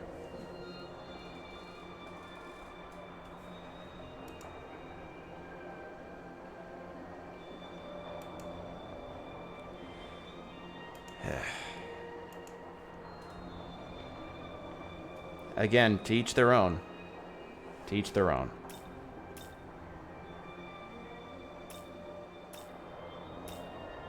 Let's see. More resource gathering. Let's go over here.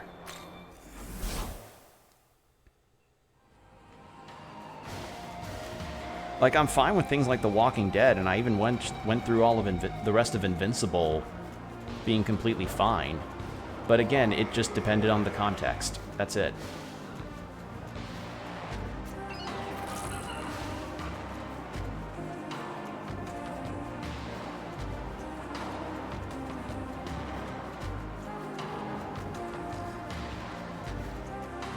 Hey, Combo. How you doing, buddy? I'm just doing some grinding in the, in this. I don't think there's any show that's fucked me up like that. I'm not saying that you will, but there's... I just posted a masterpiece on Twitter. Go ahead and share the link.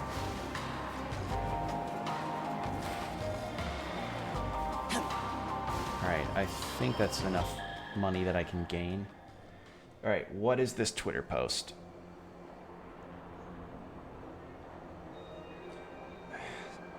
Really? You have to ask this for me to sign in on my phone? Come on. Alright.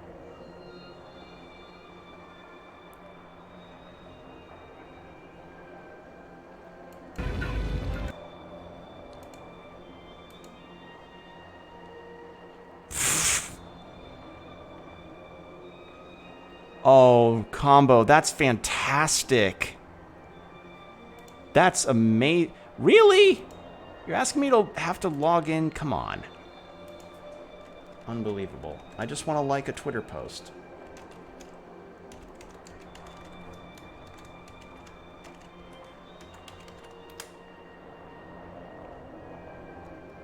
Do it. Screw it. I'll just like it on the app. Yeah, that's pretty good, Combo. Gotta love a classic Simpsons meme.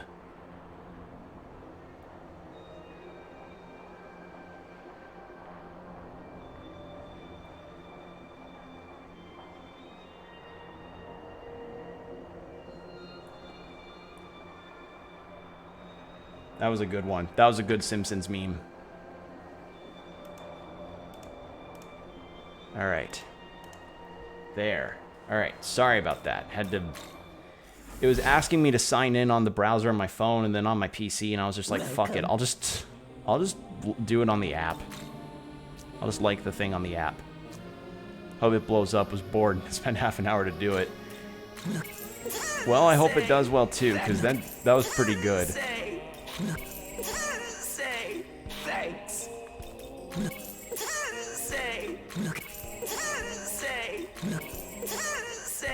I'm never gonna not hear Cicero whenever I hear him talk. It's not the same actor, but I swear it's like... I swear it is super similar. It's super similar. Alright.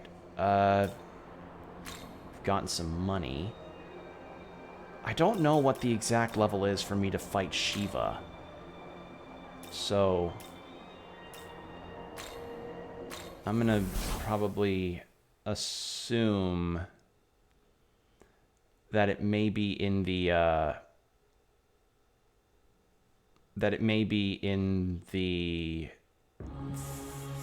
probably the 80s at least. All right. I'm not going to do any World of Shadows stuff because I'd rather get Mitras. When I was little, I actually got a fear of dolls from Chucky. Same. I remember when I was at Blockbuster with that same neighborhood person that I talked about. And yes, I am that old. I know what a Blockbuster is. And I saw a Child's Play DVD casing, and that kind of freaked me out a little bit. And apparently I wasn't the only person that thought that, according to some others I've talked to before. But yeah, Chucky certainly is a progenitor of the doll fear, much like how Tim Curry's It was the progenitor of the clown fear. Like nowadays, you know, I realize, oh, okay, Chucky was actually kind of a hokey horror movie villain. He wasn't really that scary It wasn't really that scary when you thought about it. But, you know, when you're a kid, you're more sensitive to this kind of stuff. Funny thing, I rewatched Chucky and it was actually pretty funny. Yeah, see, exactly. Like, there's just a certain time whenever you realize, oh, hey, the thing that I used to think was scary is actually kind of funny to laugh at because of how hokey it is. It's giving me a lifelong fear of dolls. Yeah, there's a certain extent where it's like, you see how a doll is made and you're like, I can't understand why... Oh, that guy blocks ice.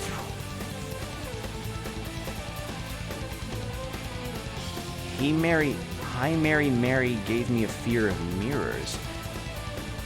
What is that? I'm Mary. Hi, I'm Mary. What is that? Let me wait till this phase is done. Hopefully I don't get killed immediately. Alright, I might run, because this fight could turn south fast. I'm gonna see what I do after this phase. But first...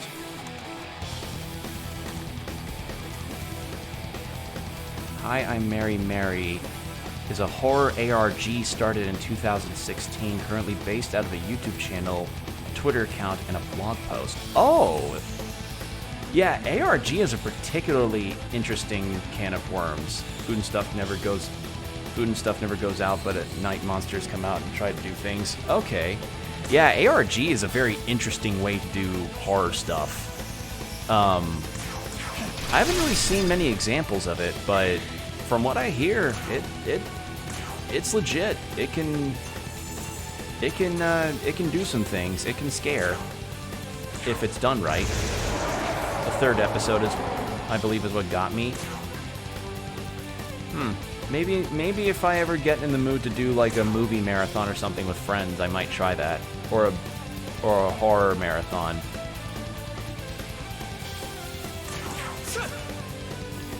All right, what are you weak to, Chiyu? Fire and lightning. Okay.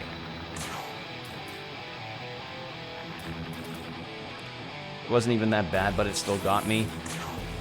Yeah, well, Chucky wasn't even that bad as far as demonic puppets go, but it still got me.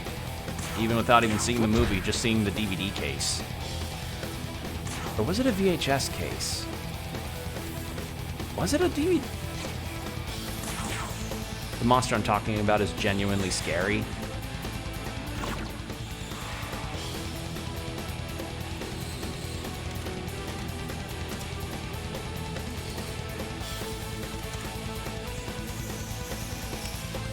Take a look. Maybe they'll have a picture of it on images.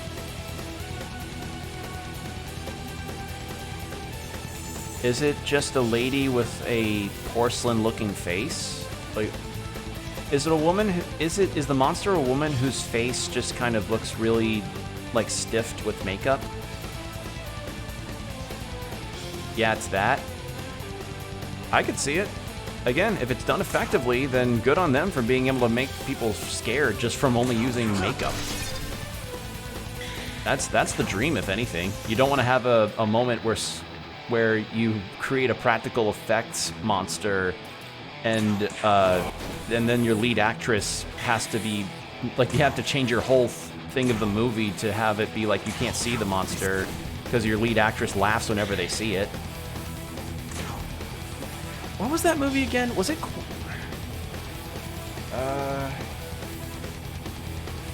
What was the name of that movie? It was one where like the lead actress and their co-star tried to avoid eyesight with the monster, and I can't remember the name of the movie. It? No, it wasn't It.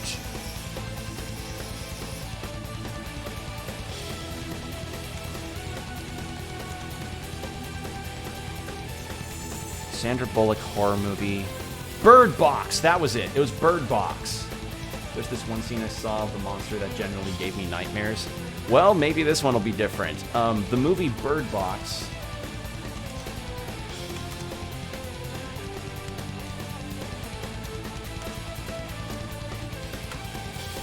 I know Bird Box. Yeah, so, if I can find an article. So Sandra Bullock, after 3 years from Clarkson, clicked immediately and were unable to hear giggles. Where was it? There was I heard about how the practical effects for the monster in Bird Box were so like ridiculous looking that Sandra Bullock, who was the lead actress in the movie, couldn't keep herself from laughing at it because of how dumb it looked. Okay, so director Suzanne Bier backed up Bullock's description, adding, "It so easily becomes funny." Okay, in an interview with BloodyDisgusting.com, Sandra Bullock explained what the monster looked like and why she couldn't stop laughing when she eventually saw it. It was snake-like, and I was like, I don't want to see it when it first happens. Just bring it into the room. We'll shoot the scene. I turn and he's like this, growling at me. It makes me laugh. It was just a long fat baby. So yeah, I don't know if they had to change it to make it a less eyesight-based thing because of the fact that she couldn't take the monster seriously, but that was definitely a thing where Sandra Bullock just couldn't stop laughing whenever she saw the monster, because it was like watching a long baby try to be scary. Which is definitely a funny descriptor I would never expect to hear. So, yeah. It's not that bad, honestly. I mean, I haven't seen the movie. I just heard about this story, and I thought it was interesting to hear that, you know, apparently this person just absolutely failed at making a scary-looking monster. Actually, what does the monster look like?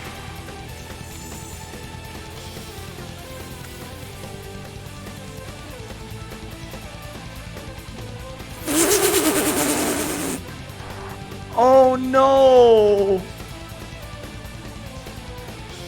Oh no!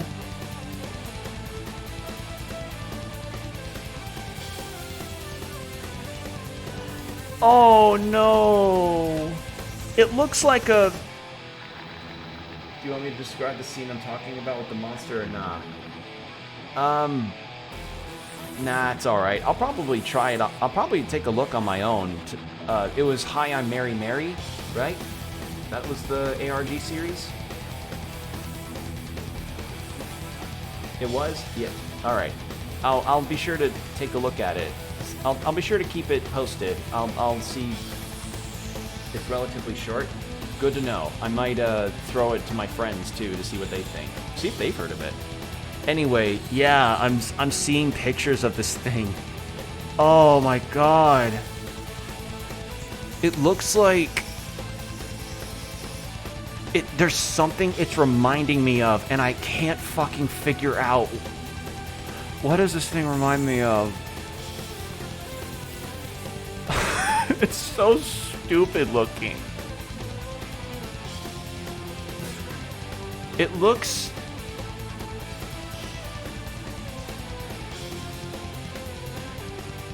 It looks like Dr. Evil and Voldemort fused together. That's it. It looks like Dr. Evil and Voldemort. What's so stupid looking? Look up the Bird Box monster. Look up the, like, they actually released images of what the monster from Bird Box it actually looks like. It's so stupid looking. It looks like, as I said, it looks like Dr. Evil and Voldemort fused together. Or a shrunken version of the projector head from Power Rangers. I could totally see why Sandra Bullock was laughing at that thing. Oh my god. Wow. I feel kind of sorry for the person that designed that monster. Because I bet they probably spent some time really trying to make it look effective and scary, but then you've got this... Wow, that is incredibly ugly for a monster. Yeah. And not even ugly in like, I must turn away due to its horror. More like, wow, it doesn't look very well made. Just unbelievable. Like, look it up for yourself, for yourselves, if you're seeing this on YouTube. For those that are like, what the fuck are you talking about? Go look up the Bird Box monster if you want to laugh at something. Oh man, that's good. Oh man, that was great.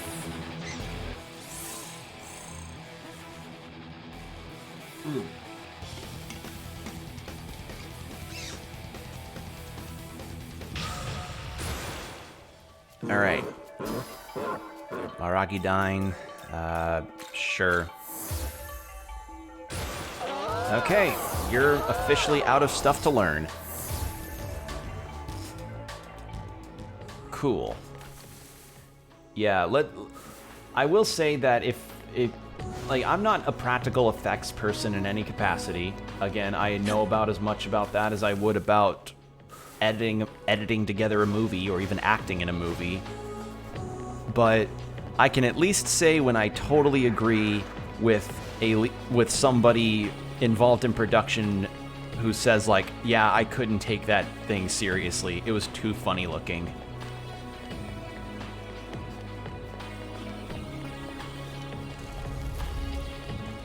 But yeah, it's... God. Again, I feel more sorry for the person that was in charge of designing that creature. Just... like, they spent probably a lot of time doing the makeup for it and everything. And then they just... like, they just make it and they're like, here it is! Kind of like, what's his name? Andy Serkis? Yeah, kind of like Andy Serkis when Predator was first revealed. Like, you all know Predator from Alien vs. Predator and the Arnold Schwarzenegger original, and the most recent Prey, the movie where it's Native Americans fighting the Predator. Apparently, when the practical effects were still kind of coming together and they needed Andy Serkis to act as kind of the live-action reference for the practical effects and everything, you know, as he does in movies. He was really disappointed with how the makeup for the monster looked. He was like, really? Like, initially, I should say, he was like, really? This is what I have to model for? But then it all came together. You know, Predator ended up becoming super huge, and now he's a super popular movie monster for a lot of people. He's like Lobo, but not DC.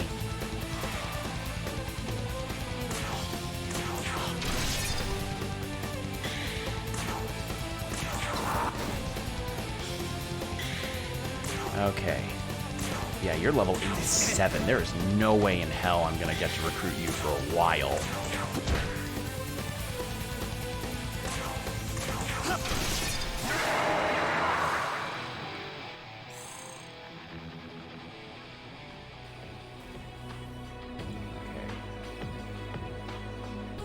Alright, now, see if we can progress any further. It's right. By the way, did you see that missile that hit Marge? No, I'll watch the full video afterwards. I made sure to like and retweet it though, because that's really good. You're really getting good with your dreams animations, and your shit posting levels are indeed increasing at a tremendous pace, not case. Okay, so we have we have a tad bit more dungeon.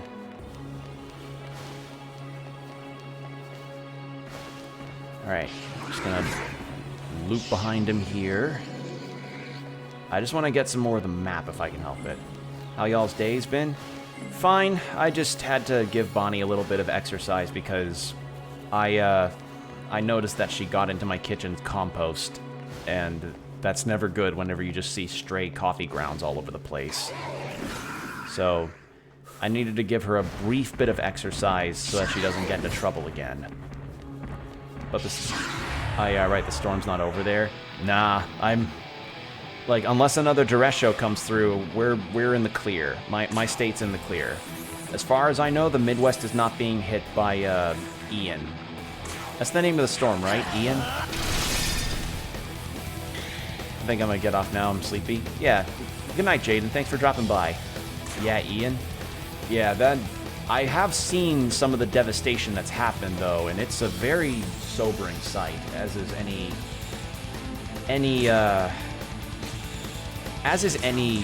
time whenever you're watching, like, live footage of streets that people have driven down, and it's like, my God.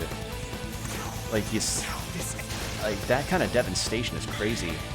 Stayed up for about around there. That's the longest I've stayed in these guys' streams. Well, I appreciate you sticking around for my stream. It really means a lot. So thank you for sticking around. Yeah, good night, buddy. Let's see. Let's do an almighty skill. So. Shit, wrong person. Ooh. All right.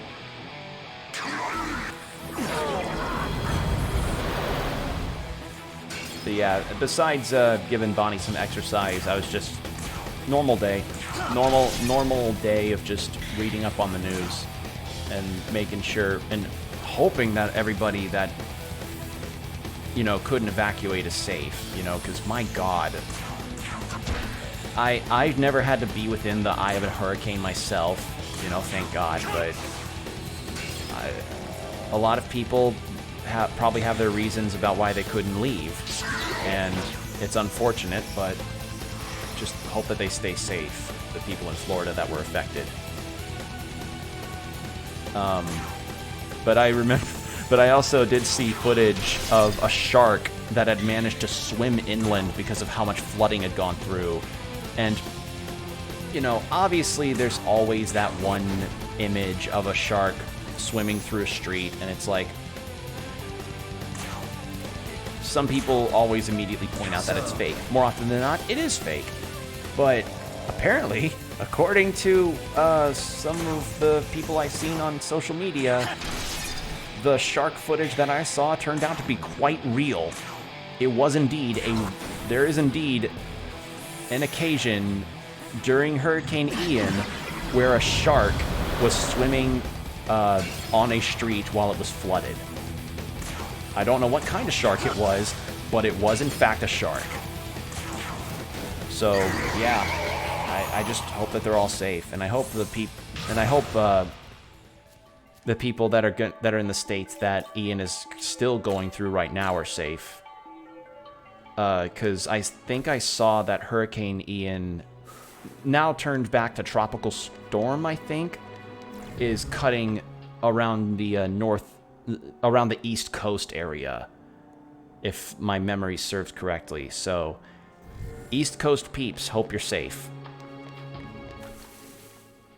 Which I think, like, you live in the East Coast, right, Combo? I hope you're safe, if anything. Like, I hope you're safe from the storm, buddy. Like, I hope you're able to stay safe and all of that. And I'm safe? Okay, good. Good. Glad to hear it. Yeah, the only time that I ever was in Texas at the time of a hurricane was for Hurricane Ike when I was in middle school, and I got to evacuate for that. But I did get to see some devastation that happened in my neighborhood shortly after. We went to a family's. We went to a sort of a holiday home that my uncle had, and with that holiday home, we stayed there for a few days.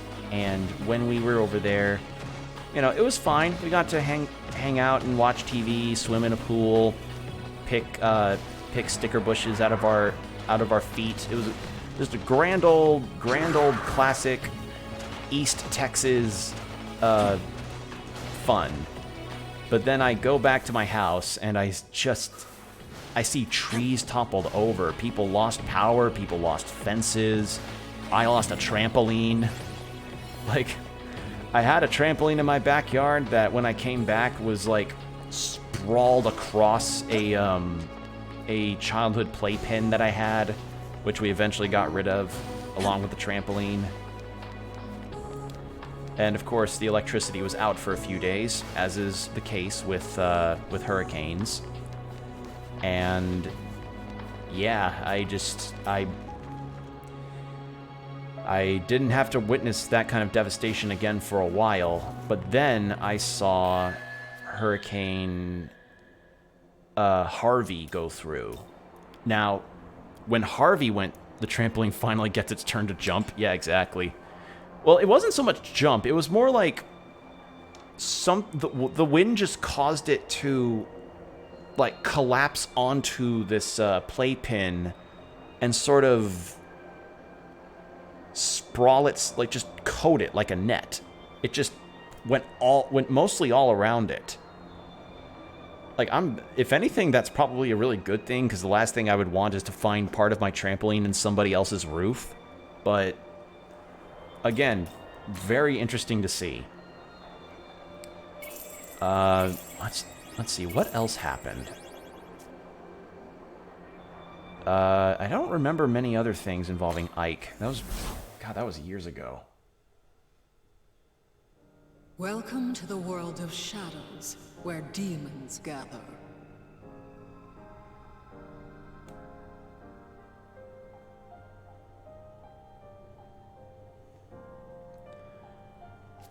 Let's see, what else happened? For Hurricane Ike, that was not much I remember. Steve Harvey here. Get ready for Wreck-It Wednesday. Yeah, Hurricane Steve Harvey. That is definitely the hurricane. But yeah, Hurricane Harvey, when that happened, it was a really interesting thing to see, because okay, so here's a little bit of backstory regarding my area in Houston that I lived in. So I lived in the suburbs of Houston. Hurricane Ike kept up specializing everything. Yeah, he kept aethering, and then he great aethered, and everybody clapped. But what happened with what happens with Houston? So Houston is one of the larger cities in Texas, along with Dallas, San Antonio, and Austin, and I guess El Paso, but not... Yeah, no, I'd say El Paso too. It's one of those large cities that you go to, that is like one of the big hub spots in Texas. I lived about an hour away from Houston and about 45 minutes away from Galveston, so I was more on the coast than I was with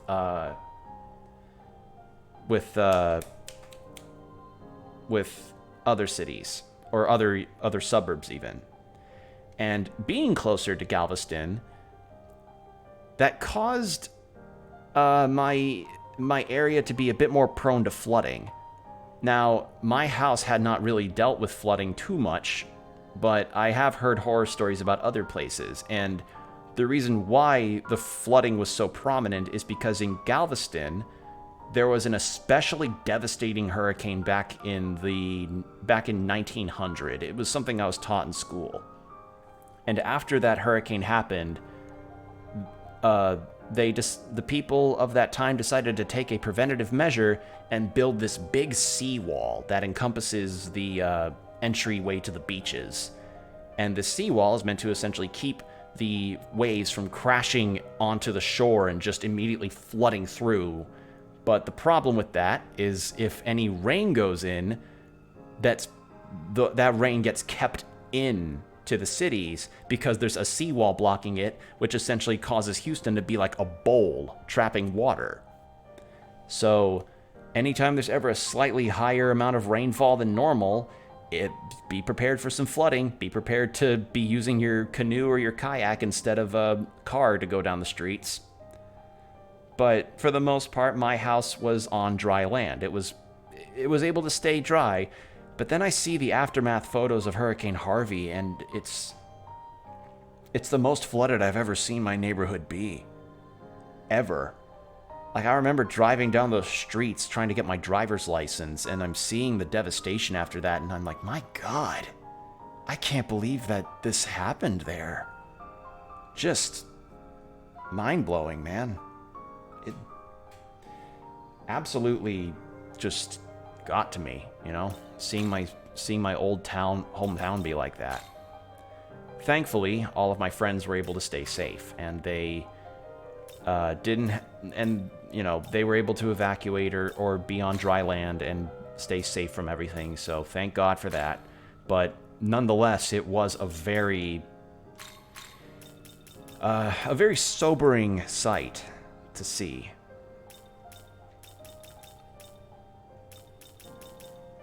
Alright, let's go resist fizz. High fire. And then endure. Yeah, this works. And then I have a new demon. And since we now have a fusion, let's let the animation play out.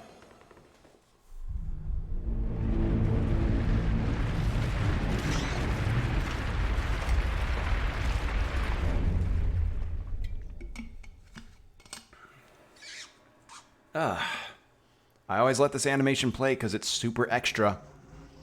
It is absolutely the most extra thing ever.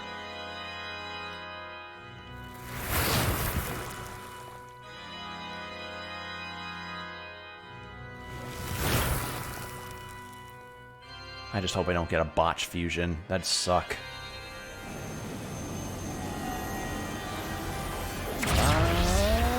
It's not botched. Cool. It is a pleasure.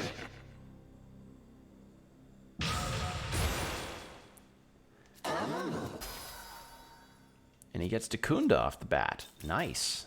I'm gonna just get rid of that. Alright.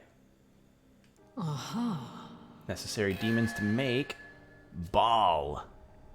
Too bad I'm way too underleveled to get Ball. Yeah, I am horrifically underleveled to get Ball. He's cool, but I can't get him yet.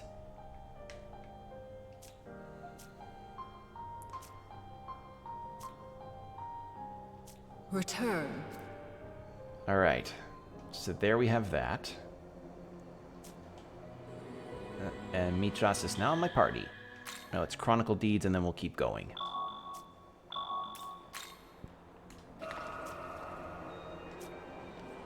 Alright, let's take a look at the map. Alright.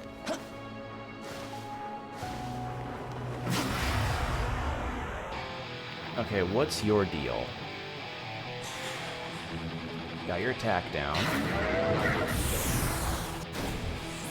Ow. Oh, hello. Okay, well, you're fire, so you're probably weak to ice easily. Where's my spyglass? Here. Alright, what is your deal? Mata. And you are... lore. A giant Ashura in Hinduism whose name means the intoxicator. It is said that the sage Shavana created it from fire. Mata has the power to swallow its enemies, and even the deity Indra has been said to surrender to its power. Okay. Yep, weak to ice. Absorbs fire, though.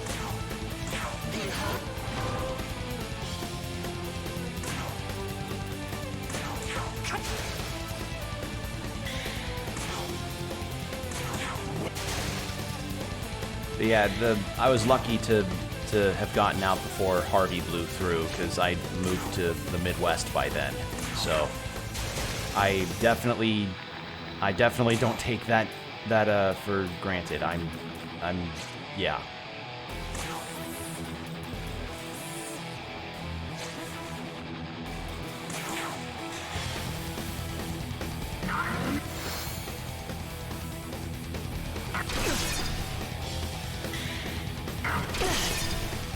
Okay. Actually, these guys are really tanky.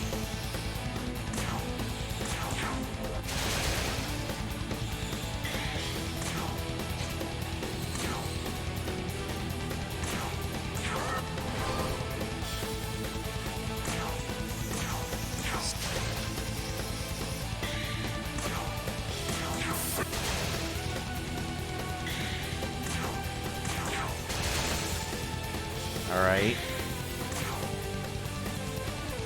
I'm gonna go ahead and use the ice gem.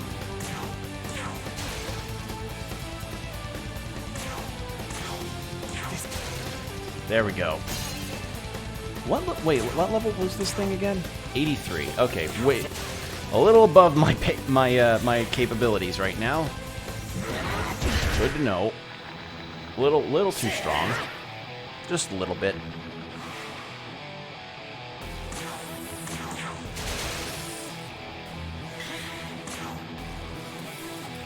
Do you have any healing stuff? You don't.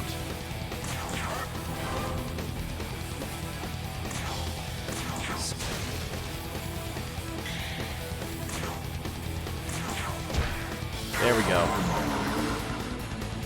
Okay, yeah, these demons are starting to hurt. Alright, Mitras. Yeah. Ragnarok.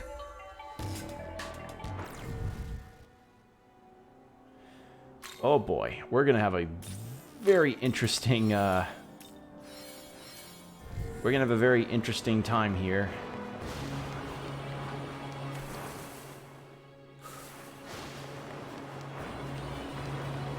You know, at the very least, all these demons seem to organize themselves really well.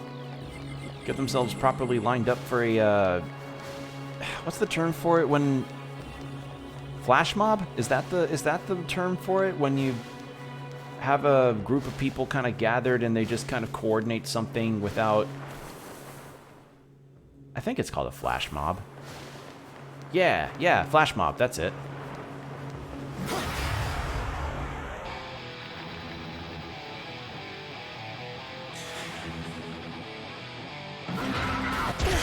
Ow. Jesus. Oh, that's a full round. Oh, thank God for that.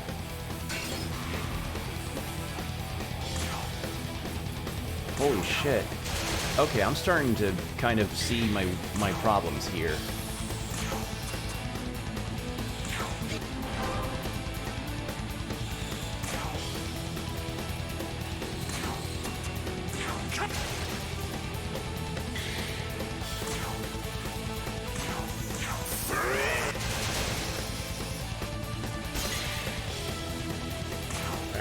Heal everybody up, because again, this could turn on me very quickly, and I don't want to have to do all that over again. Now that, and then you do the big ice. Okay, that was scary. They give good experience, but that was scary.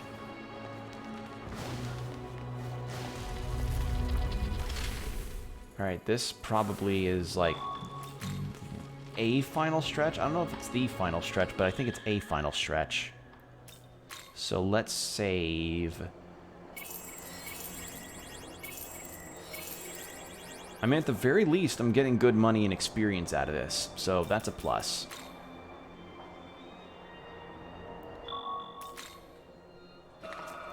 I just have to wonder what all level I need to be at to get to Shiva. Because, you know, my friend of mine who beat this game and got the true ending told me that Shiva is like one of if not the hardest fight in the game. So I'm wondering, like, to even enter, what level do I need to be at? Because if it takes multiple attempts, that's not the problem. The problem is I don't know how long I'm gonna have to do this for, like grinding to make sure I'm at a good level.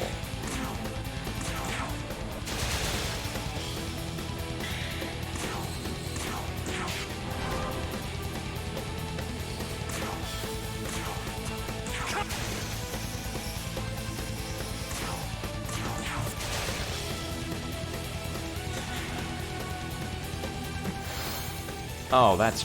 Oh, thank you. Thank you for healing up yourselves fully, jackass.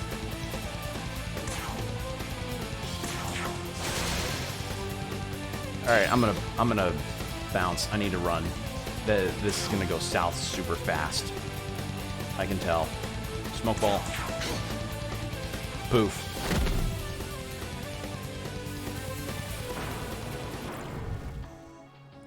Yeah, I could tell. Once that miss happened, I was liar, liar, pants on fire. Yeah, basically.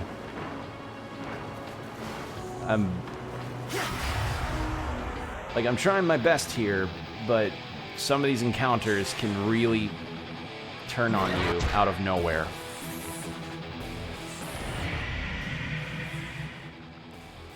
Alright, here's what I'm gonna do. Since I'm probably not going to encounter a boss fight for a hot second, it's time. I'm going to do this.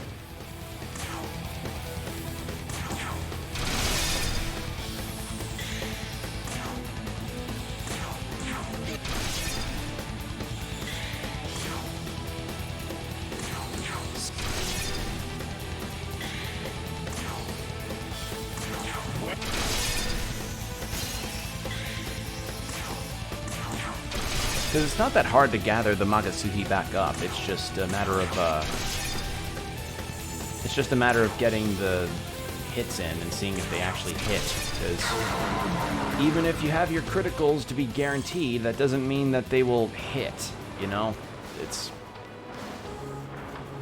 because that's the beauty of role-playing games like this. Sometimes you actually, oh yeah, you have a guaranteed crit on your next hit. But you better have the accuracy to get it down. Hey, Mata, how about you just... No. Oh my god.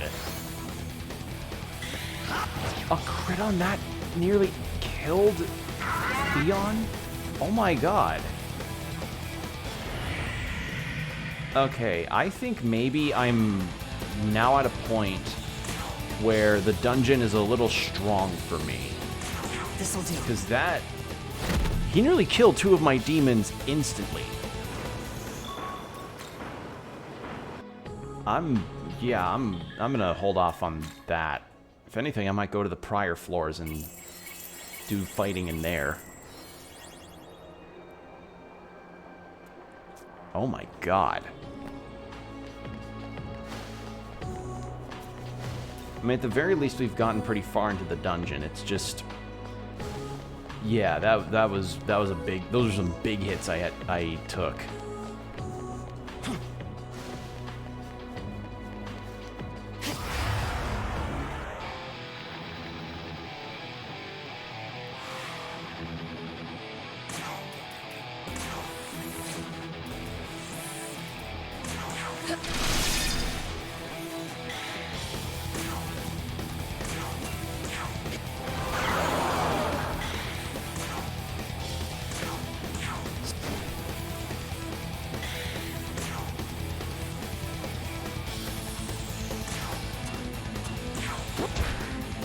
there.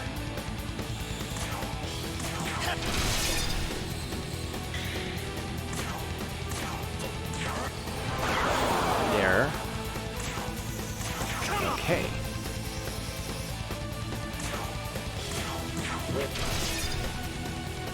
Alright, there.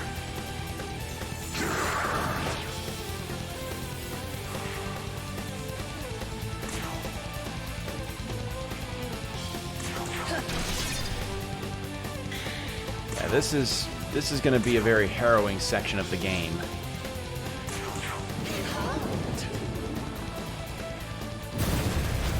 Woohoo! That's good damage.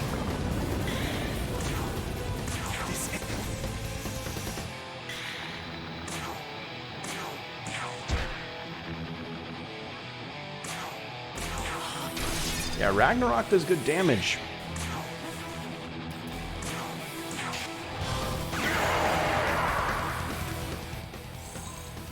And yeah, these guys do give a lot of big experience, so maybe it'd be a good idea if I actually grinded these guys up for a little bit. I won't try to spend too long on it. I'm just, again, the sheer level of demons that are getting a little strong for me is getting very high. Very high amount of demons that are making things tough.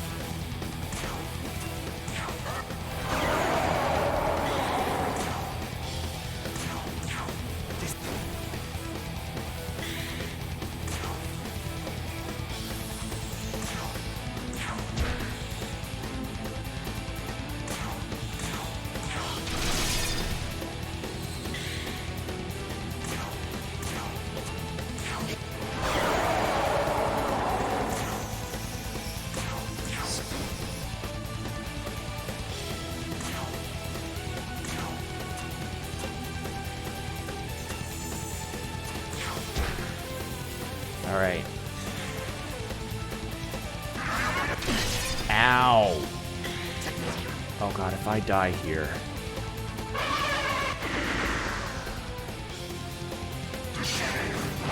Okay, no. I won't die here, because the AI didn't think to attack me again. Thank you. Yeah, as I said, the RNG in this game can be very mean. Like, it can legitimately be really mean at points. So you take any particular bungles of the AI where you can get them. No looking a gift horse in the mouth.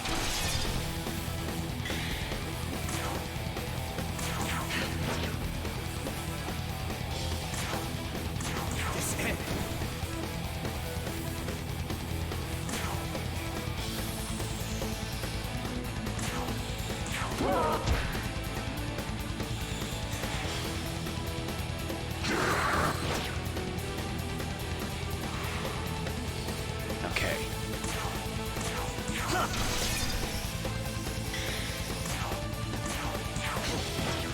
There we go.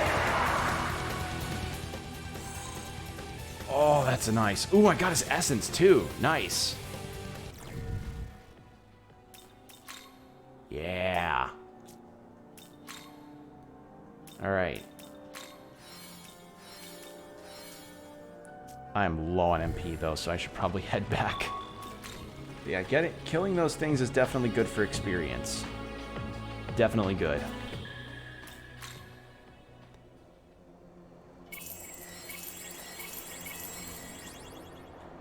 Having Tau on hand to do healing whenever I need it is definitely going to help.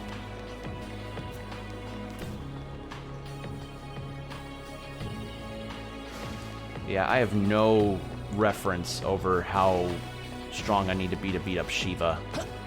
Like, because according to what my buddy told me, it's like 80s to 90s in terms of the level I need to be. So I guess once I don't know, do I... Like, I'm not too concerned about getting the best ending or anything. I honestly am not. It's... Like, I'm just... If anything, I want to fight Shiva because I'm intrigued about what his design is. That's kind of where I'm at.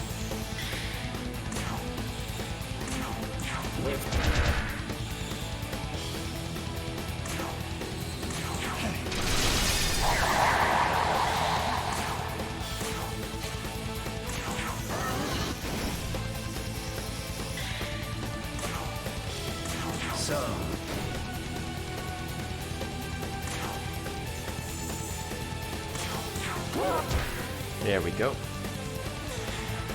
Because I haven't seen what Shin Megami Tensei's design of Shiva is like. So I'm just more curious about what he looks like in this game over actually fighting him and getting the true ending. In fact, if anything, I may just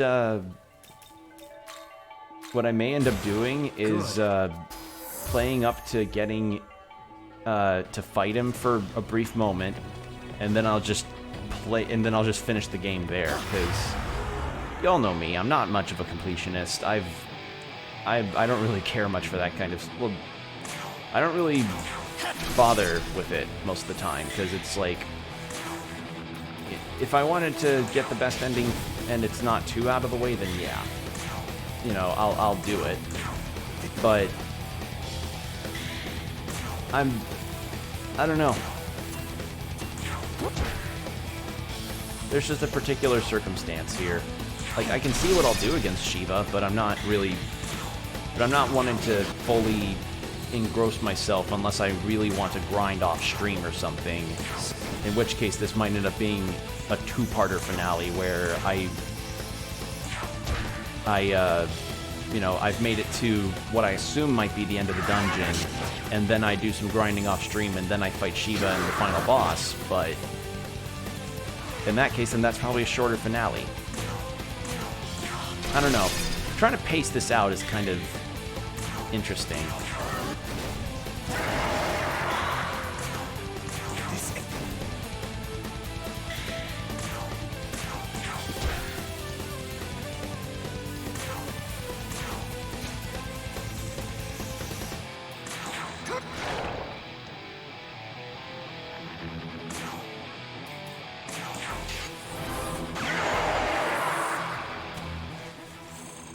Okay, yeah, if I'm getting around 5,000 experience each time I kill one of these things, that's a big experience boost each time. So I'm gonna probably flip-flop between that, and I'll check on the level thing for Shiva. If let's say 80. When I reach level 80, I'll go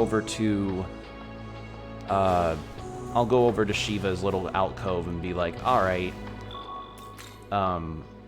let's see what he's about. First, I'm gonna save in the event that I die in a grind encounter, because this game is very mean like that.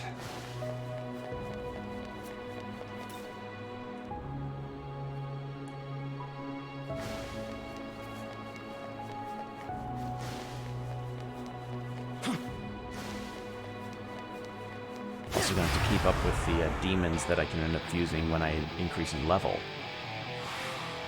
But I gotta keep that in mind too.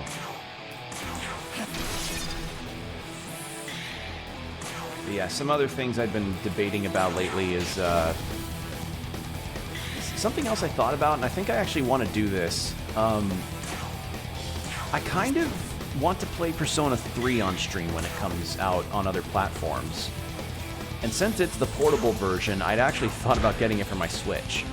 And my reasoning is that, like, why not do 5? For one thing, I already have done Persona 5 to an extent on stream, and due to Atlas's absolutely ass-backwards idea of spoiler prevention, I don't really feel like streaming it all the way through. Even though I think now they've become a lot more lax about it. Ow. But, I also, like, you all know my little horror story regarding, Persona 5 Royal. I'm just feeling the particular thing of, like, I really, like, I am super unsure about the prospect of another Persona 5 Royal playthrough. I really am. The one boss fight I had in that game legitimately makes me unsure about it, you know? So I'm in that mindset. And then, moreover, I would rather do 3 because I haven't finished 3. I know what happened in 3, you know, unfortunately. If you're a Persona fan, you end up getting spoiled even if you haven't played all the games. But I like to at least play through it because I want to get it done. I want to be able to say I did it. Because a lot of people say 3 is probably the best in terms of theme. Like theming for characters and all that.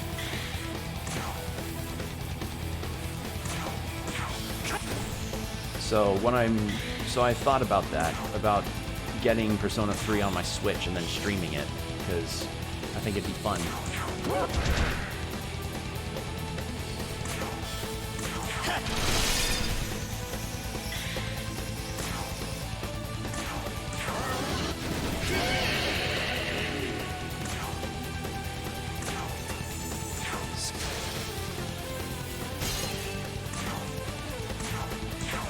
And the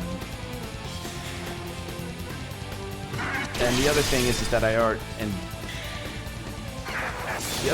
that I'd be finally getting to play this old Persona game on the go, which was really something. Because I remember when I first tried Persona 3, I had it on my PS3, and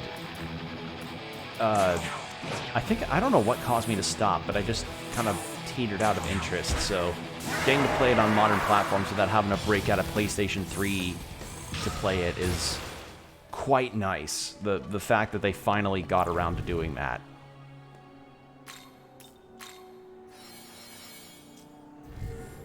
Because let's face it, there's still a lot of games that are only stuck on one platform that do deserve a re-release. Even if the game itself isn't particularly good, keep those games flowing. Keep the games from being put into obscurity.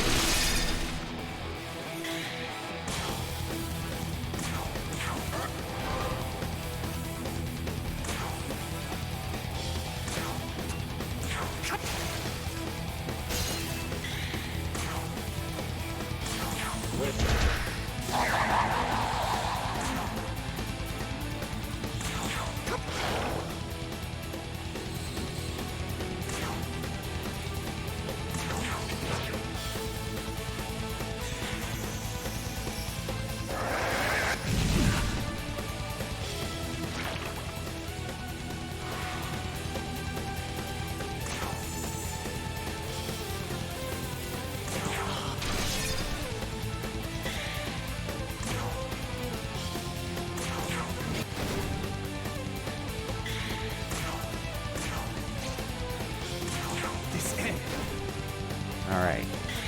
So far, so good. Oh, hello. Wait, you've nothing to gain from simply killing me. Give me money. More. Oh, you tell me to know my place. I'm not the one that's poisoned and 1 foot in the grave.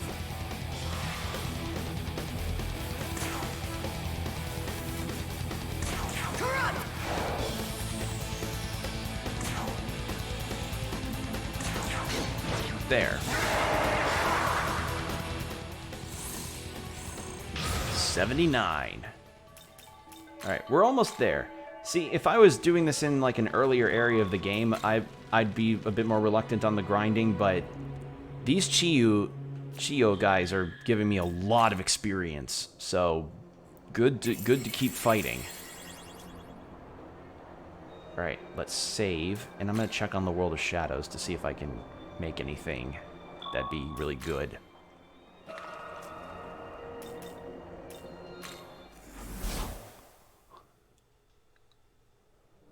Welcome. Alright, reverse fusion. I can make, well, I can't make Vishnu. How about reverse compendium? Who can I make there? Srausha. What are you? Now then. I lack the funds, right. What are you, though? Oh, you look cool. You look really... What are you?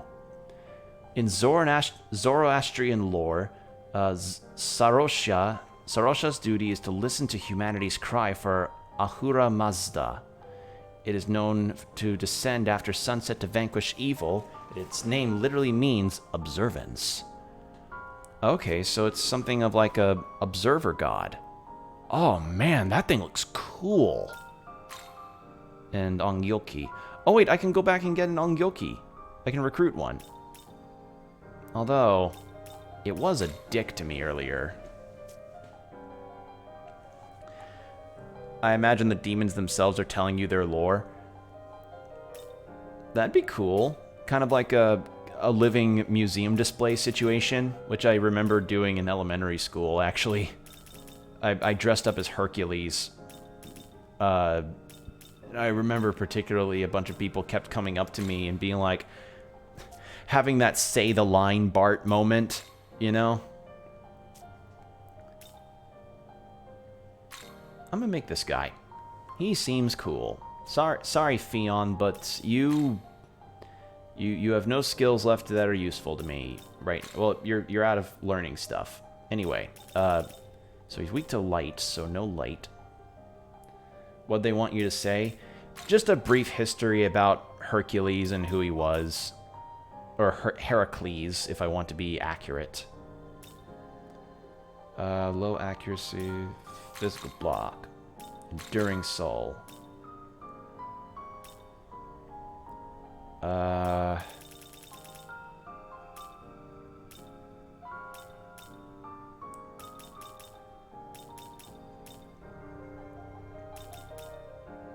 Yeah, no ice. Why not? Is this demon to your life? But yeah, I don't remember exactly what I had to say, but I dressed in like a, I think a fake animal pelt because of the lion story from Heracles's. Fucking, what was his name? What was it called again? Fuck, I can't remember. Point is, it was a thing I did for school, and I don't remember the exact details about it. It was so long ago. I think I have. Yeah, I've got enough piercing skills. I'm good with that. But this though, get rid of Mist Rush for it. But yeah, I don't have a whole lot of super fond memories of elementary school. Like elementary school, let's just say past Will wasn't exactly good at reading social stuff. Like, at all. It was ass, yeah. It kind of was. I've definitely grown out of some of the habits I had when I was a kid, but it's that classic situation of like, wow, it's like,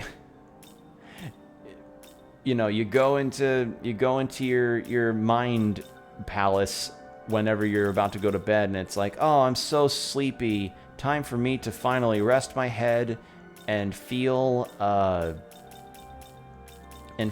weight of the day finally wash away as I get to yawn and have some sweet dreams. Suddenly flooding in every embarrassing moment or cringe thing that I did when I was like 6, and it's like, okay, thanks brain, I wanted to sleep, but sure, I'll take those embarrassing memories.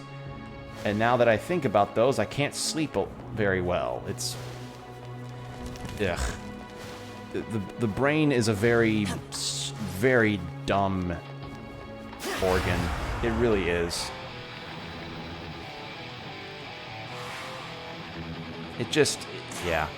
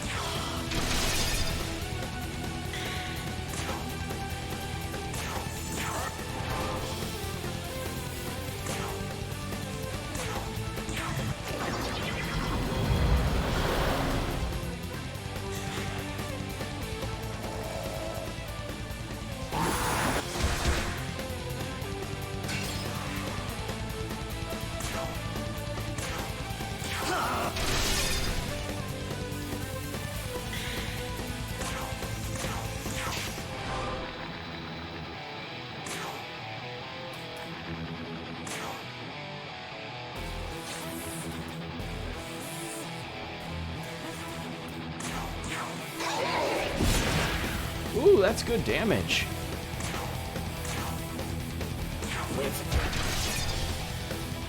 Alright, there.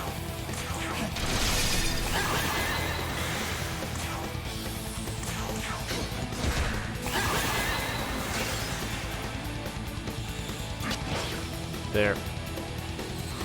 Alright, I'll take... Yeah. Okay, cool. Yeah, let's just... Yeah, elementary school me... I just think of... Like, I remember not a whole lot about it, but I will say that the things I do remember, I don't remember in the most positive light. Again, past Will was not somebody that I particularly would ever want to invoke again. Invoking the power of past me. Not exactly a fun idea. So, there you go. That's my... That's yeah. I really don't have much else to describe other than I was cringe when I was a kid, and as an adult, I'd like to say I've grown out of being cringe. Some could argue otherwise, but I'm definitely... But if I am cringe, I'm at least not as cringe as I used to be. That's the silver lining that I like to go with this.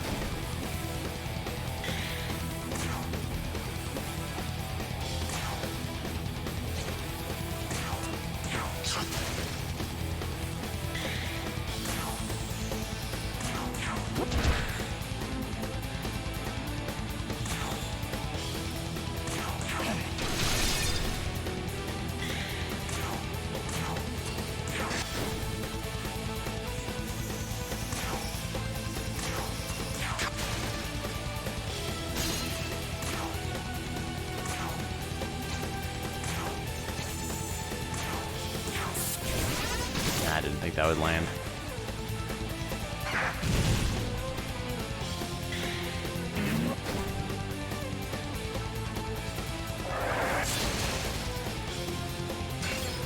Alright, that's good. Kind of.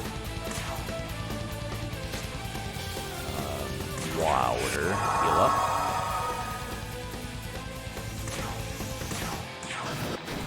There we go.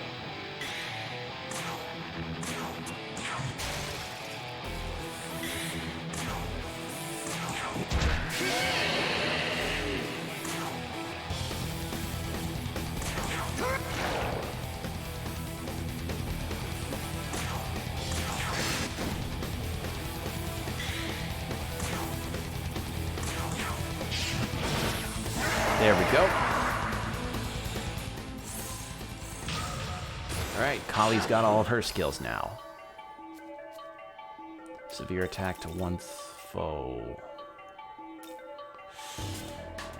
Low accuracy. I don't trust the low accuracy. The always crit thing, I don't really need to worry about. Protag's already got that.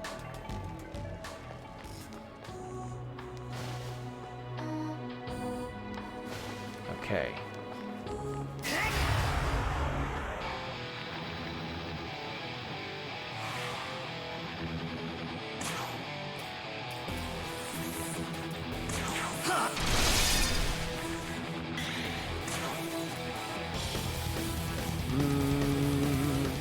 This.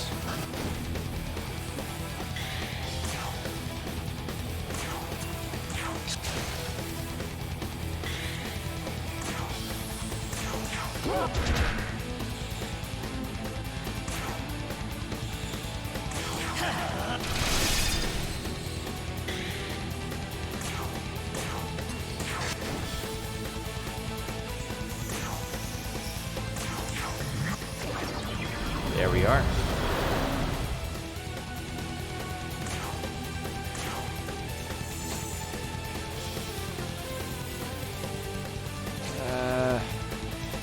Have you guard.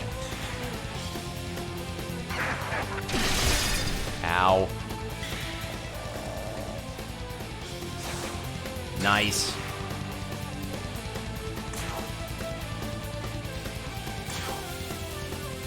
I'm gonna go ahead and use the crit thing. Watch this. So do that.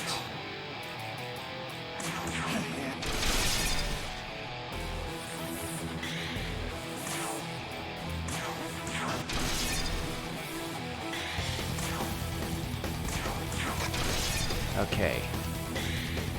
We've got a good routine going on here. Could be better, but you know what? So far, so good, I'd say.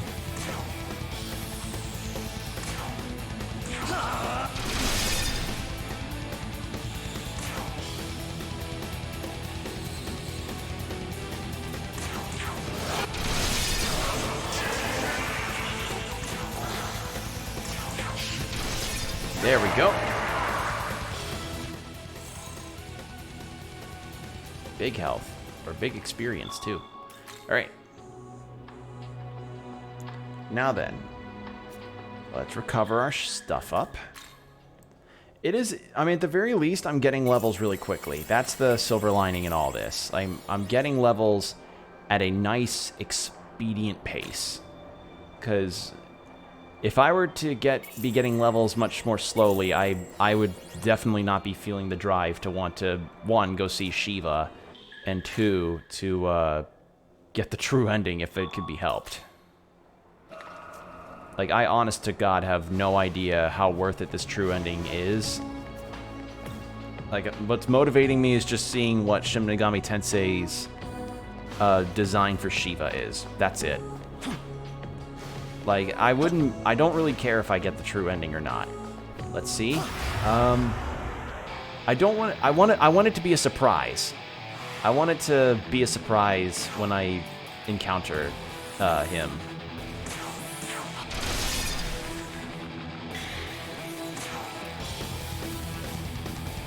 Like, I understand that this is a bit of a this is a lot of grinding to go through, but I feel like I'm grinding for a good cause right now. Because also, I don't know how difficult the final boss of this game is going to be. So I'm doing this also out of necessity for the fact that maybe the final boss is going to be really, really tough.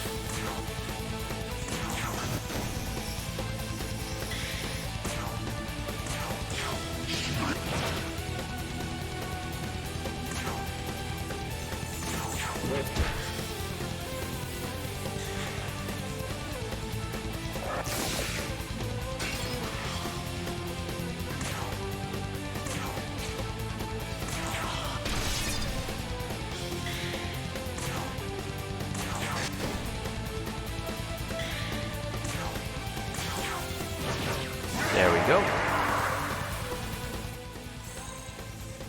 Alright, we're close to level 80, so we'll be there. We'll be there soon, and then I'll go check us and see if that's enough to get into Shiva's palace, or wherever he's hiding.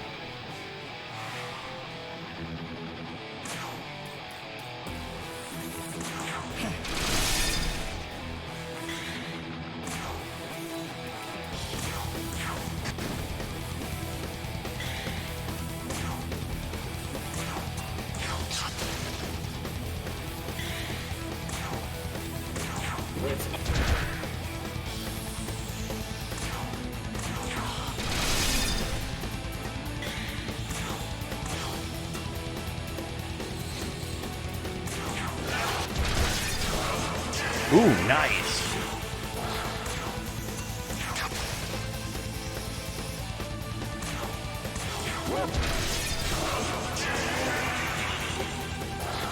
Good. Ow.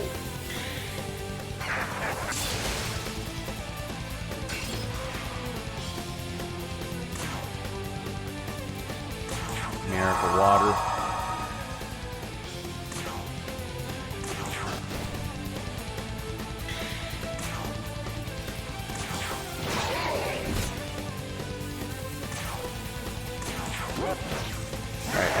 Maybe one more Chiyu fight. Yeah, one more fight, and then one more Chiyu fight, and then we'll be good on getting to Shiva. Well, I'll check on, see if I can get Shiva. See if I can knock on Shiva's door and be like, "Hey, I've got your DoorDash. Shiva, I've got a DoorDash delivery for Shiva, large pepperoni pizza, and some garlic bread. I don't know. Maybe gods really like pizza.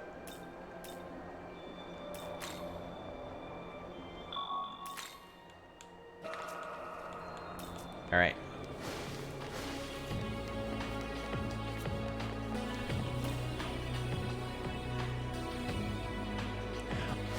I just thought of another living museum example. It'd be like the heads in jars in Futurama. Like, as fun as an idea that would be, I feel like that could go south very quickly depending on who they would have displayed in those kind of museums. Because, like, I don't know, I remember that, and I'm just like, I wonder how people would react for seeing these museum exhibits to, like, learn about these figures of history that would be from our time and, you know, learn about what they were like. Learn about what their personalities were, what parts of history they influenced, or what kind of interesting factoids they could learn. But then I think about some of the shit that happened in 2020 to 2022 and probably 2023, and I'm just like, wow, I wonder how the people of the future would do if they did manage to, like, take the personalities of people who have long since passed away, put their heads in jars, and then, you know, had them be exposition people.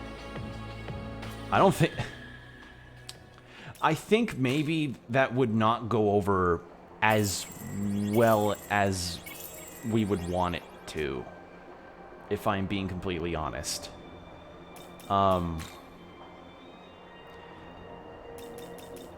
Because depending on the historical figures, the future, yes, the future where we could possibly have literal headhunters.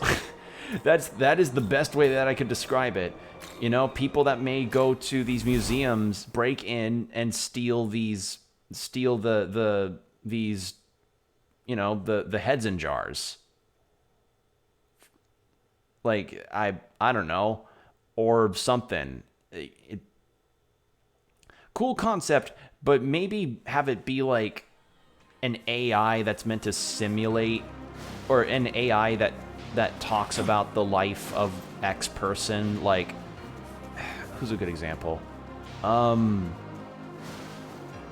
Like, say you build a droid or something that has, like, say you build a bust to X figure, and you have an AI that takes questions from people that are there for the exhibit, and they answer the questions about their life. Like, who's a good example? Like, there's a meme up there and I missed it. God, who's a good example? Like, say, I guess since this is the first example I remember, Leonard Nimoy.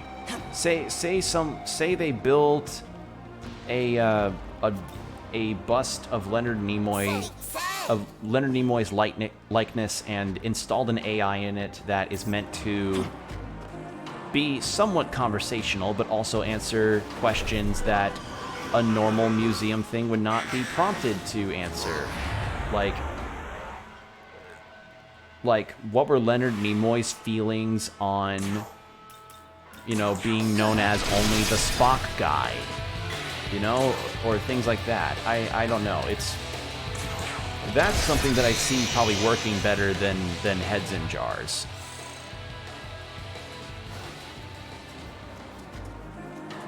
Because let's face it, people would probably still steal a bust, but it'd probably be a lot more. It'd be less alarming, I think. I don't know. I think about this stuff and it just goes like, huh, how would that work? Like, how would these fictitious elements from different TV shows work if they were implemented in our current day and age? Because Futurama came out in the 90s, I think, so with that in mind, like, what about that particular aspect of that show could or could not work in our if history kept along with the current days?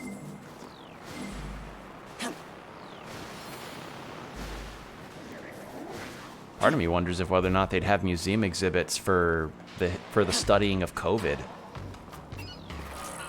I would probably say yes, absolutely, because this is a worldwide issue, and we don't know how long this worldwide issue will probably continue.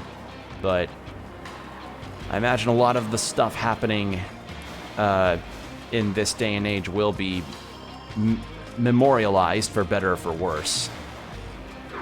I just wonder how, though. Like, how will the people of the future view our current situation? You know, because a lot of times whenever you hear about these stories regarding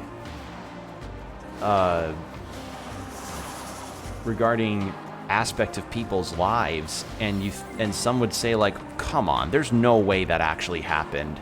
There's no way that blank thing, like X thing, happened to Y person, and somehow it was coincidental with Z situation. But life is weird like that, you know, like how, like, again, studying memes and studying these different things about life would be a very, very, very interesting study to try and take part in.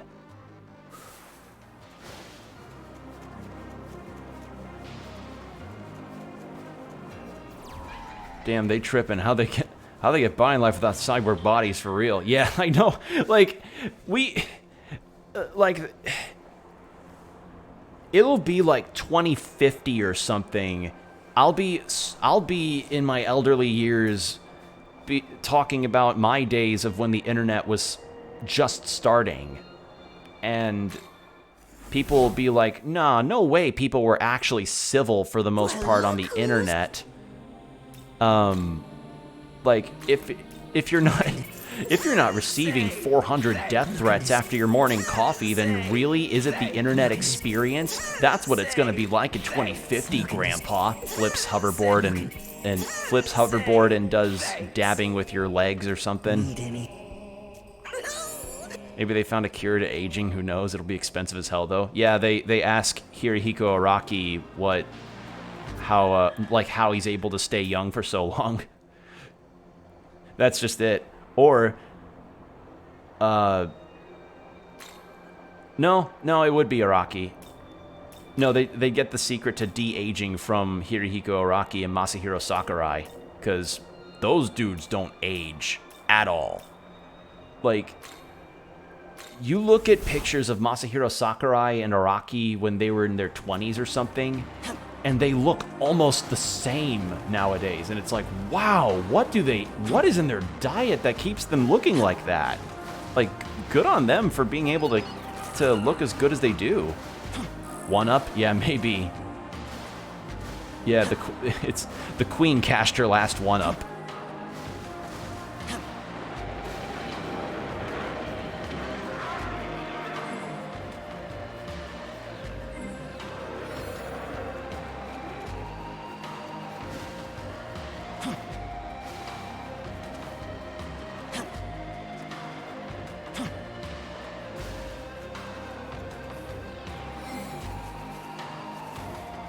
Alright. I'm just gathering some money in case I want to do any particular fusions that would be really good.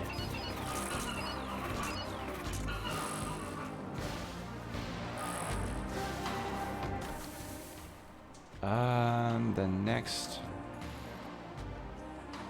Let's hit up Nero Ueno. Yeah, it's just an interesting thing to think about how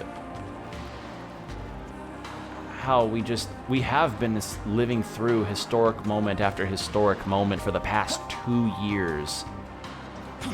And when we were kids, we never really thought that we would be living through historic moments like what's been going on. And not all of it positive, you know, gonna say that now. Not all of these moments in time we've been experiencing have been positive experiences, but they are nonetheless aspects of our lives that are going to be documented. They will be, you know, saved for future generations to examine, to study on, probably. Like, it's I just wonder if how past generations felt about this, you know, like from like the 40s up to the 70s, how they probably would feel seeing these historical events happen and be like, what are future generations going to think regarding these things? What are they going to say? You know, like people who lived through the Great Depression, what are they going to think about this economic crisis we went through? Or what are future generations from this point forward going to think about the economic issues that we have now? You know, are we gonna have moon homes that are gonna be where the new rich playground is, so Earth can finally have a balanced out fucking cost of living? Who knows? Nah, I'm interested in seeing how life will change in these next few decades as I turn into a raisin, or maybe something catastrophic happens and ends everything. Who knows? Honestly, if a meteorite came down and caused some kind of irreparable damage to the planet, I wouldn't even blink. I would not even blink, because again, so much happened in 2020 at once that when you hear about these events, it's like, wow, what in the fuck? People are gonna say it's Jesus coming down. Yeah, they're gonna say that somebody ripped the tag off of God's mattress and they got really pissed and caused all this to happen. Explosive interest, yeah, God. Like, that's the thing, is like, you know, as explosive entrance. Oh, entrance, not interest. I was gonna say, like, yeah, explosive interest rates would probably happen for things like moon houses, but you know what? If the rich want to move over to the moon so that they can be away from us mere mortals, good. Leave the room for us. We'll tear down your fucking holiday homes and mansions and be able to actually live in a decent living wage. Or something. I don't know. They'll find a way to still screw over people that can't afford regular housing. They'll find a way. They always do. Sorry for ranting on that. It's just, for an assignment today, for an assignment this week, I was supposed to respond to some discussion posts written by my classmates regarding articles we're supposed to find that are good for search engine optimization. Which is when, for your website, you have certain keywords that make sure that your website is like at the top of awareness for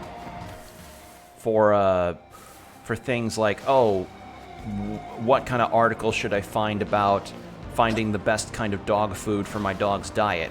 Having proper search engine optimization means that your article on what kind of dog food is best for your dog will be the top one. So I was in that assignment, and I took to the discussion post on Blackboard and did some responses, and one of the articles that I read from my classmates talked about mortgage rate calculation and reading about how the average home is now going to probably go, like, after all the interest rate is going to be around $300,000 for certain kinds of housings and areas. And I'm like, my God.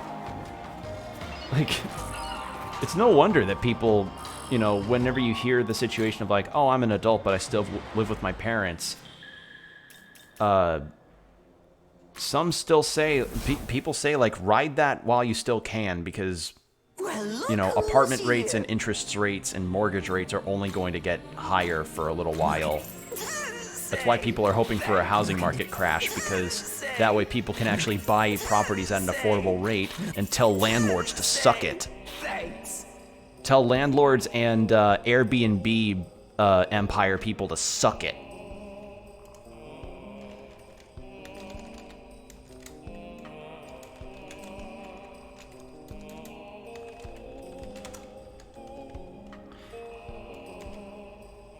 What is the average mortgage rate?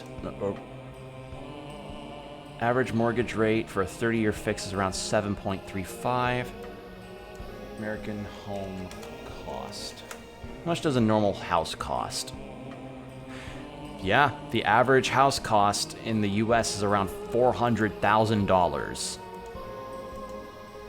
Granted, it will vary from state to state, because certain states don't have as much of a high of living because they don't have a whole lot of people that want to move there, but it's gonna keep getting higher for certain areas.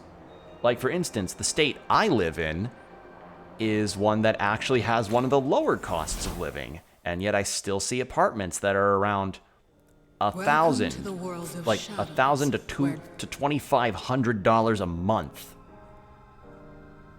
Granted, that's probably more within the capital area, but, you know, it's still high. Just, I can totally see where people come from when they say, like, ride that while you ride the, like, if your parents still like having you around and they're saying, hey, take your time on moving, you take your time on moving.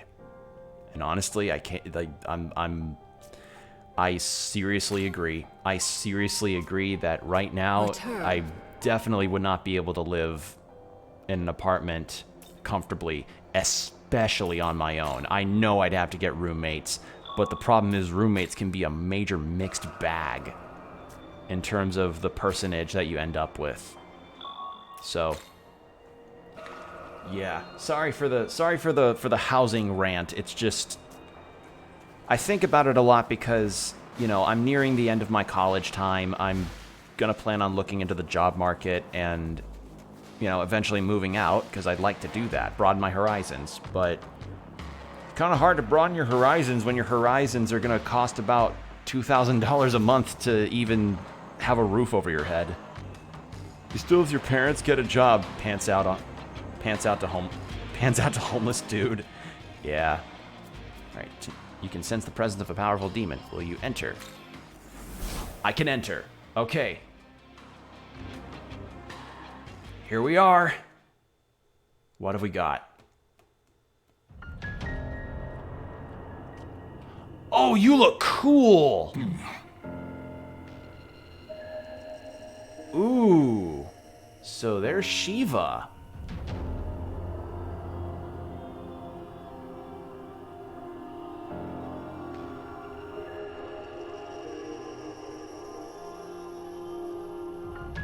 Okay.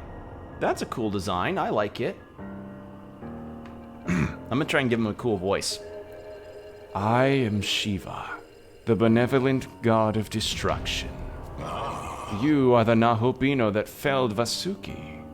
I was wondering who it could be. What are you doing here? Do you not seek the throne? Well, it matters not. The world will be destroyed, along with the rest of the universe anyways. Hear me, Nahobino. You quarrel over the throne, fighting over the right to rule. But those who create the world by their own conscience will bring about nothing but corruption. The world should not be created by a given being. Rather, it is the beings that should be created by the world. The creator god Brahma will return the universe to its rightful form. To that end, I, Shiva, will commence destruction for the sake of creation. And I shall do so with my secret art, the Rudra Astra. Yes. I have nothing more to say. You may go. So Shiva aims to destroy this world after all. I would propose that we take down Shiva, but I detect a volume of Magasuhi I have never seen in the other demons we've encountered. Young man, Protagonist, are you prepared to fight? I saved. you dare challenge me, fool? You could have walked away with your life. I don't understand why the rest of my line was not voiced, but whatever, I suppose. Very well. I've finished preparations, and have done enough Magasuhi for Rudra. Next is the banquet. Come, show me your Kathlakali of battle. I don't know what a Kathlakali is. Ooh.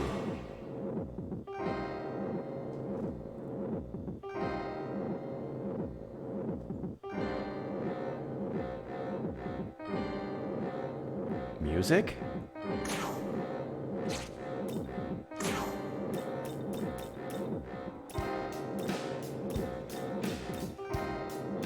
Ooh. 96?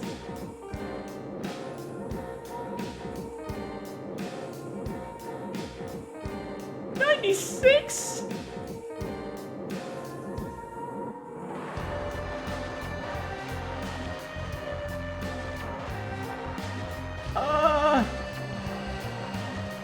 What do you think? Should I like it, and what do you think? Should I give it the college try? I'm liking this music. 96? Here. Are you fucking kidding me? Try or die? Okay.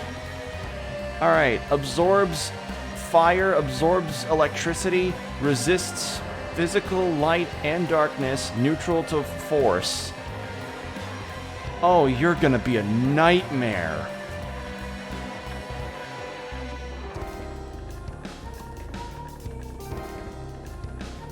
Again, at least this music's really cool. Oh god. Kali's definitely not gonna be a good fit for this. Amanozako. Amanozako, sure, I'm gonna bring you out. Let's go.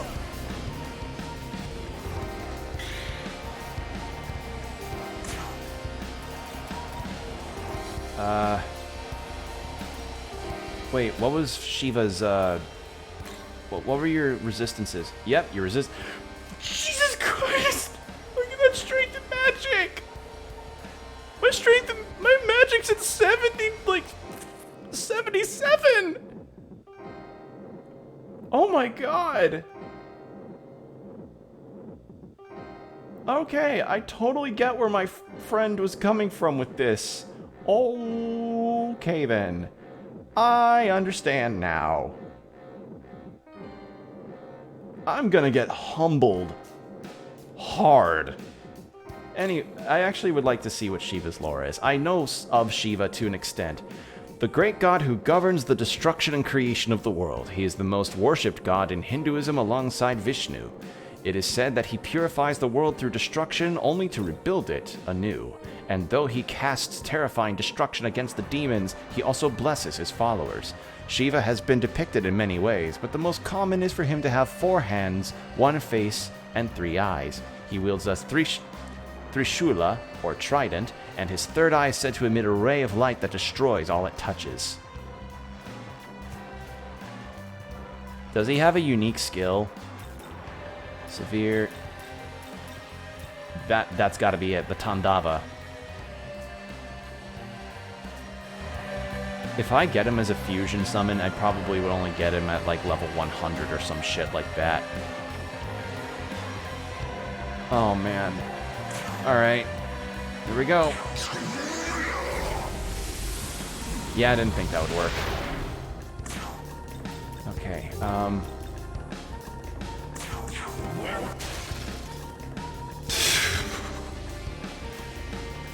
Nah. That attack that normally does around 200 to enemies at my level does like a normal attack from me. Oh my god. And he resists dark, so I can't... Guard. Amanazako, you...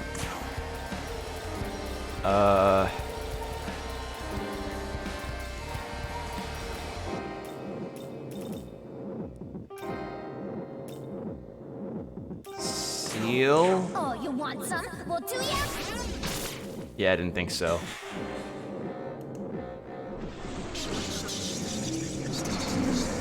Yeah, I didn't think that would work. Tandava?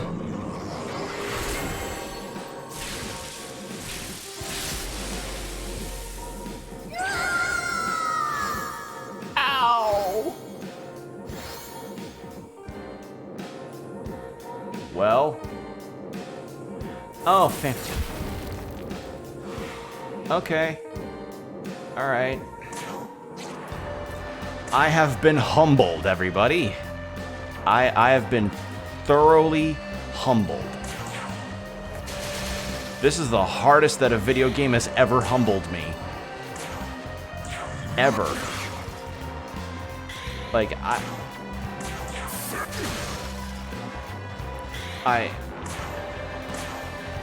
I can totally get where my friend was coming from. And I think now that I remember it, he was in the low 90s when he had to be able to fight him on even ground. Also, I just realized that that attack from Shiva lowered my defenses. I'm not even making a dent.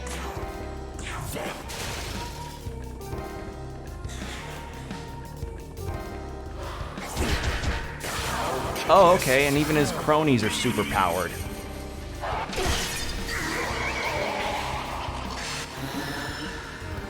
Just kill me. Just make it quick. Oh my god. Yeah, 16 levels higher than me. 16!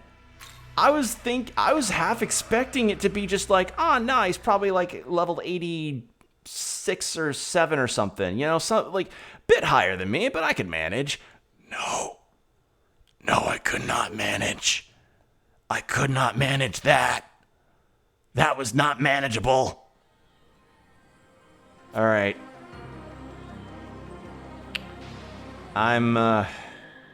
Yeah. I think maybe that's biting off more than I can chew. I'm gonna go back to the Temple of Eternity, please. Oh my god. And you know what? I'm probably barely gonna be able to do much against the final boss of the story. Like, maybe someday, because this game probably does have some good... This game does, in a sense, have some replay value, because you could always do some cool stuff in gameplay, but... Oh my god. That was, like, the most thorough curb-stomping I've ever received from a boss fight. Like, I've had a lot of moments that could potentially match that, but that was a particular trouncing that I... probably I'm not going to be experiencing for a hot... Like, just the sudden turn of, like, I use this... I get ready to use the spyglass. 96! Level 96! Like, not 86, 96. Holy shit. Like, even these guys, these Fire Pants dudes, these guys are giving me some trouble. You know, like, they're giving me some stuff. Oh my god. So, yeah, I totally get where my friend is coming from. I have been thoroughly humbled by Shiva, and now I'm completely unsure if I even want to... Like, on one hand, it would be cool to grind through all of the fights and be able to fight Shiva on even turf. But on the other hand, that'd be a long stream to sit through. A lot of grinding to sit through, and I don't want to do that to you guys.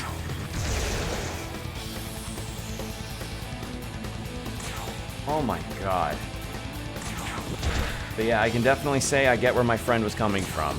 That was a very enlightening experience, and I use the word enlightening in the most nice way I could probably say. Holy fucking shit.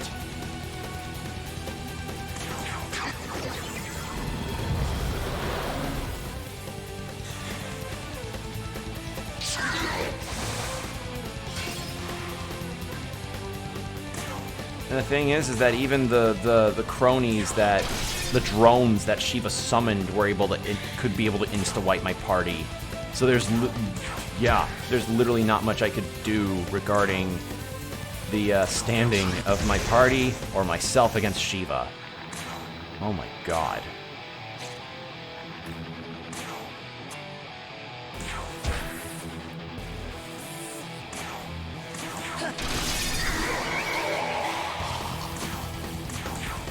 Like, if I hope to have a shot against him, I definitely would have to be in, like, level early 90s.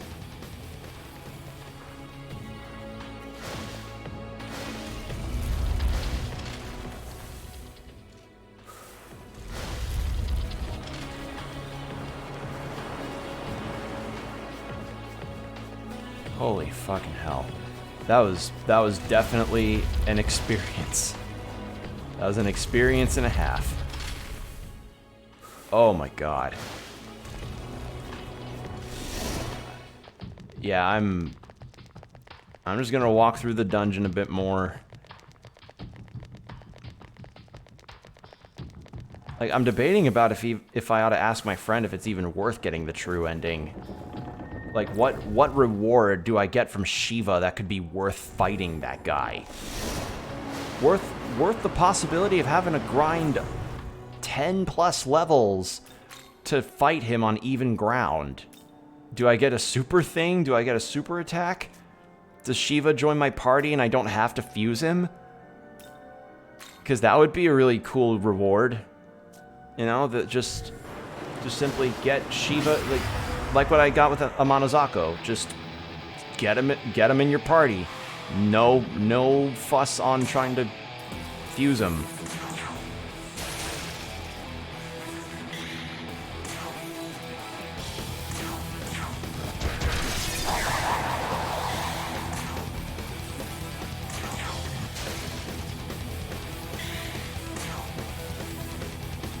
Damn.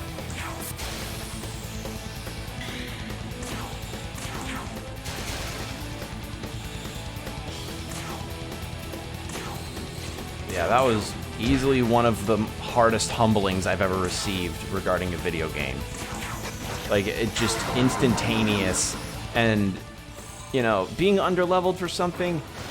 I was kind of underleveled for Odin, and he gave me some trouble, but I was like, nah, maybe I could do this. Maybe it could happen. He brought out that Eye of Destruction and just absolutely pissed on me. He super laser pissed on me, and now I know to fear his name. I know to fear Shiva, and yeah. I'm not gonna attempt that again for a minute, if I even do. Because if there are multiple endings, and if what I get is not, like, the... I don't know.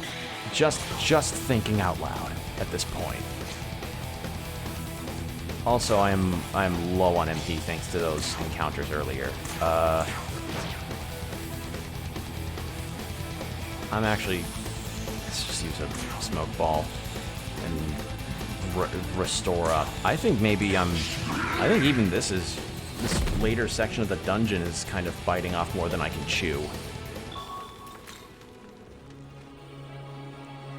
This might be a two-parter finale. Like, I may end up having to grind off stream and then see if I could fight Shiva and whoever the final boss is at a later time. Because I hate having to do these two-parter finales when I'm so confident that I end up finishing on time. But in this case, I think like, unless I'm willing to stream for way longer than I normally do, like stream for possibly over 8 hours, because,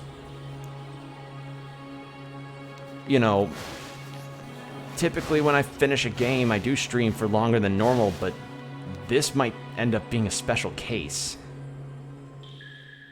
I don't know. I mean, if you're seeing this on YouTube and I hadn't beaten the game, then that probably answers the question already, but... I'm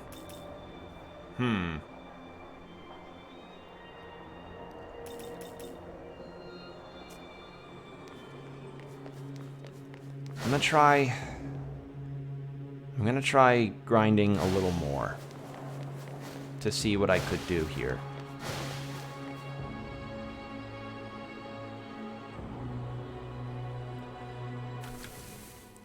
Yeah, I think that's what I'll do. I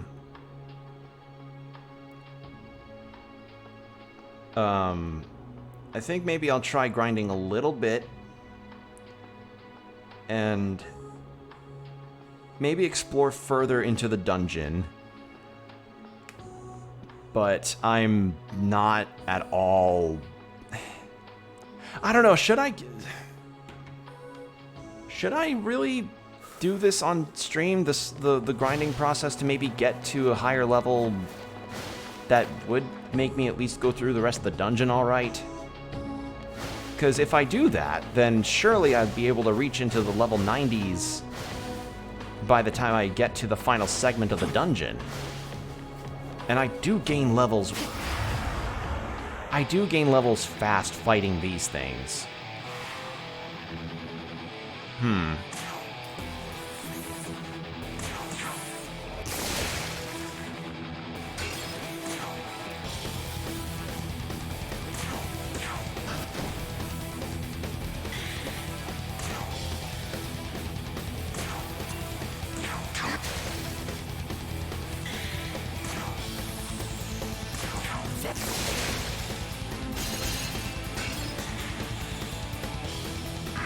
Because, like, that fight wasn't even just that,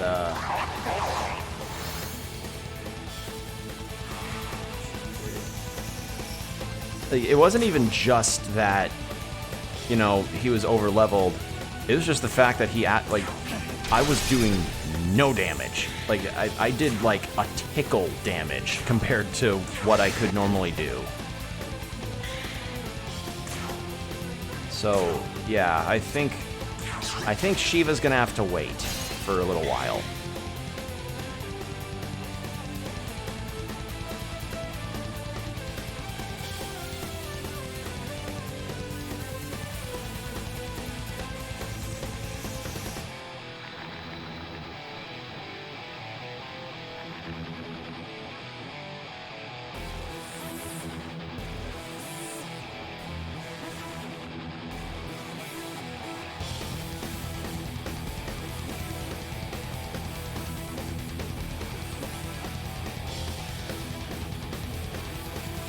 Holy fucking hell. Yeah, this is a very interesting set of circumstances. This game's very interesting. It's definitely been making me think a lot more compared to most other JRPGs I've played, because I admit, there are a lot of times when I play JRPGs, sometimes I do go on autopilot, but this game forces you to not be on autopilot. Ever. You go on autopilot, and there is a strong chance that you will lose progress, because, again, no autosaves. None of that.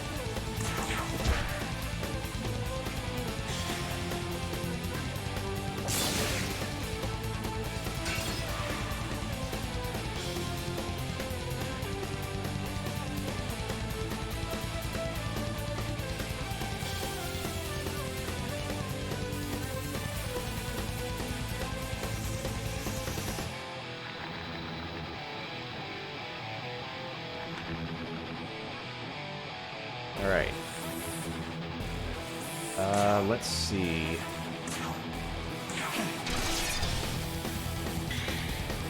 Yeah, this definitely makes me intrigued about the idea of playing Nocturne if I ever get the chance to, because Nocturne is apparently, like, the true trial by fire, as it were, of this franchise. So if I were to actually play Nocturne on stream, I might end up running to the same scenario. So maybe SMT games might be a little out of the way in regards to streaming content. I mean, never say never, but just you're seeing this. You saw that. You saw what just happened there.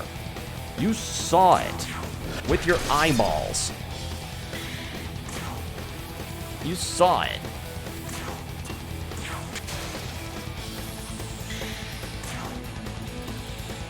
But yeah, Shiva was kind of making sense there at the end, being like, you know, what are you to act as something that everybody... What are you to act as someone who can ascend a throne and essentially create something, because that's going to be only from your image. You know, that's not really going to be a true free world. Frankly, I kind of saw his point. I wish he didn't have to emphasize his point by fucking blasting him. I just did that like... I wish he didn't have to emphasize his point by eye blasting me. But you know what? Fine, I'll just... Yeah.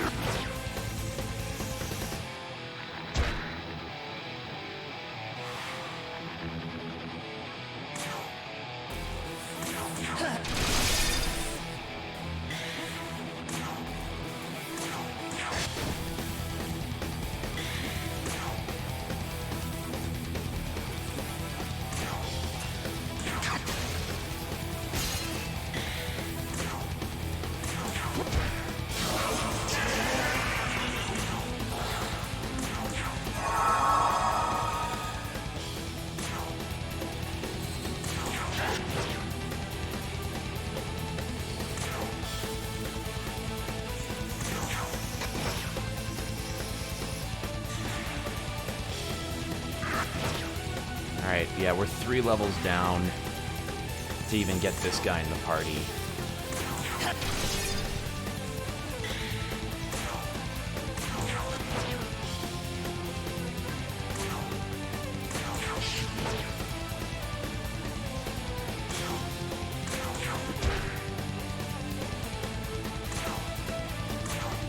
No, 7 levels. We're 7 levels down. Came back to say goodnight, man. Goodnight, combo. Sorry for kind of being silent about this. I'm seriously considering that I might make this like a 2-parter finale. Because the grinding for this could take a while, and the last thing I would want to do is just bore you guys with all of the grinding that I would have to do to even reach Shiva's level, let alone whatever the final boss may be. If anything, Shiva could possibly be harder than the final boss. Shiva might be the lingering will of this game, or or something.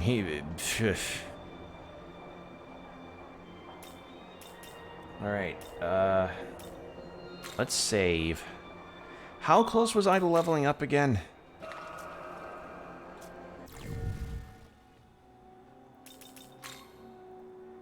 Okay, I'm getting there. Alright.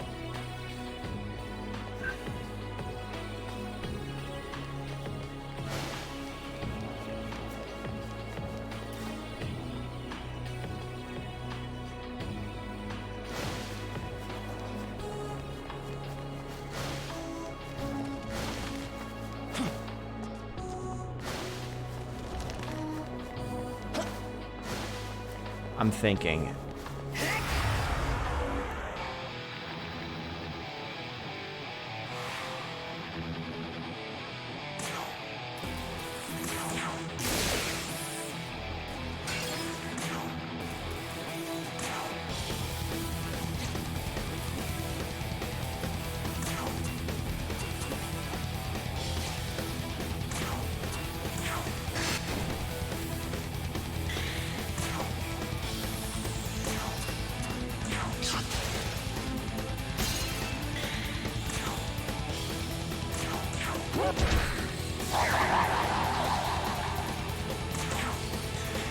Alright, I think I know what I'm gonna do. So, as I said earlier, what I'm gonna plan on is having this be like a part 1 finale situation. And then part 2, I guess, will be the next time I stream this. And off stream, I'll do some grinding to, I'll see if I can grind a bit to get to a decent enough level to... Because I actually do want to fight Shiva. He seems like he'd be a really interesting fight. So, I think that's what the plan will be. So, once I level up, I'm gonna check on demons that I confuse, and then I'm gonna probably stop, because I've been streaming for close to, like, nearly 4 hours, and, you know, I can kind of get the sense that I'm gonna hit a wall with this final boss, and I hit a major wall with Shiva. So, I think that's the sign that maybe I'm in over my head right now.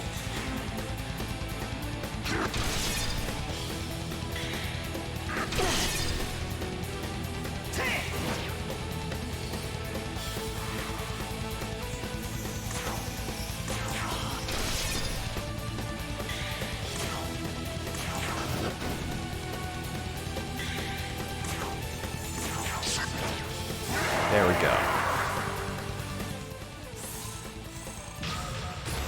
Yeah, we'll level up one more time, and then that'll be that for this.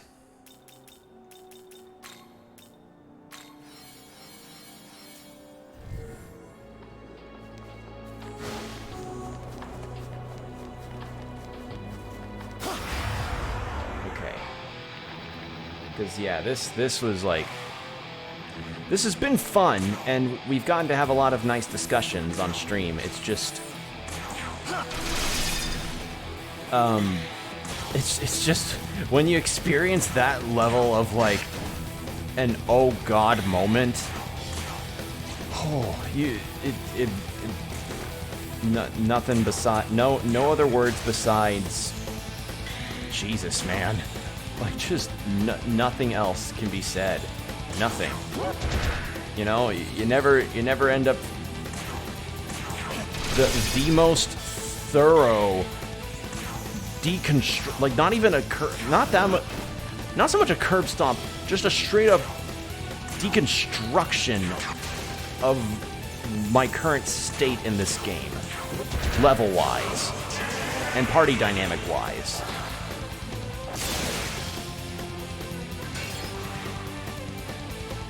Just absolute. Like, absolutely just no mercy to me. No mercy.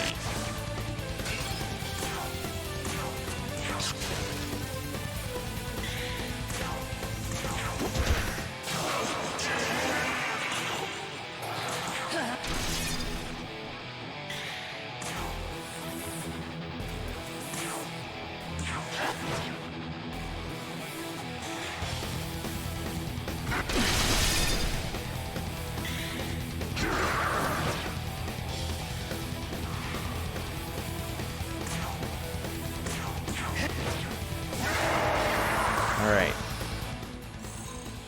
Oh, come on. Really? Really? Alright, I just need to get into one more fight.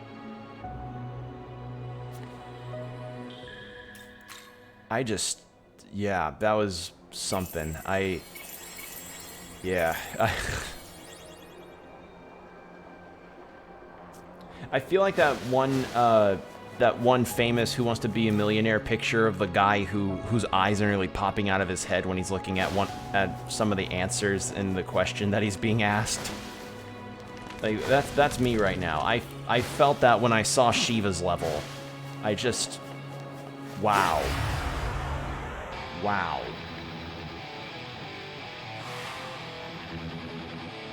Like, not even any debuffs. Like, I had... His defense was lowered thanks to a perk I have regarding some of the stuff I've got. Like, I have a perk that whenever I encounter an enemy, even bosses, that decreases a stat of theirs at random, be it evasion, be it like evasion stuff, defense, or attack. Even like, and it lowered his defense. Even with lowered defense, he was barely taking anything. Which again, tantamount to the level cap. Yes, but nonetheless, it just showed like, okay, yeah, no, I was not ready. Like, I don't understand why it even let me into that dimension if I'm level 7, like when I was level 80. For all I know, maybe the threshold of letting me in was level, like, 77 or something. Why would they let you in that early? Why? For what? How? Why? There is no reason to let a player in when that... Okay.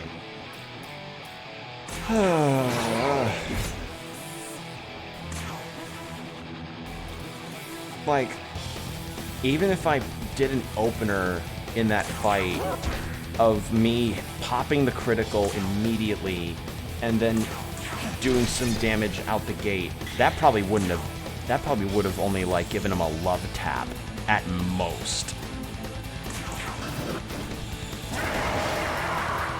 Holy shit.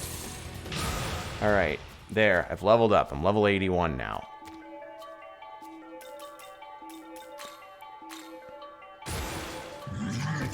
And yeah, you saw his stats too. It's not even just that he was like neutral and absorbed stuff and also resisted a bunch of status ailments. He also fucking had insane magic and strength stats. What do you do to that? You don't... Nothing. You don't do shit. There's nothing you could do there.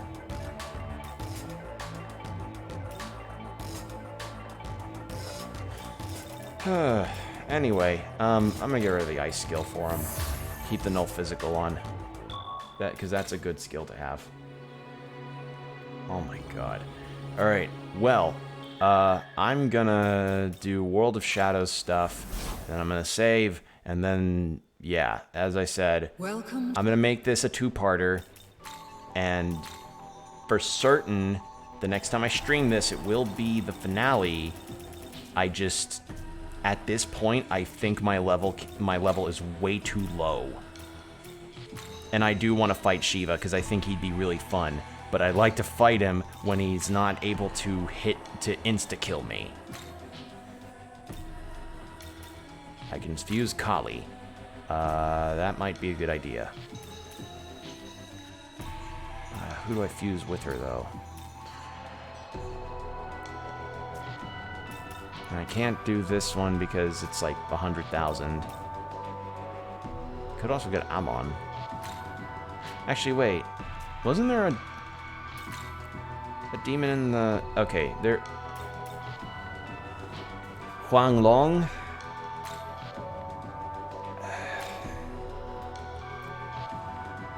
You seem like a buffer, so probably not. Like, if anything, I'd probably just get them for the compendium entry. Odin, physical and lightning. Uriel, you're like one level away. I don't know, we'll have to see. Maybe during my grinding session, I'll have a change of heart about this. There's Vasuki, too. Alright. And Mara, Mara can't be fused into anything. I'm stuck with the penis monster and he won't go away. Go away, penis monster, please.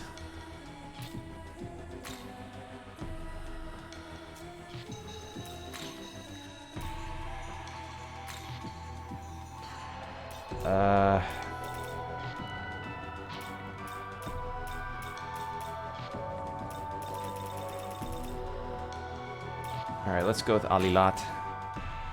And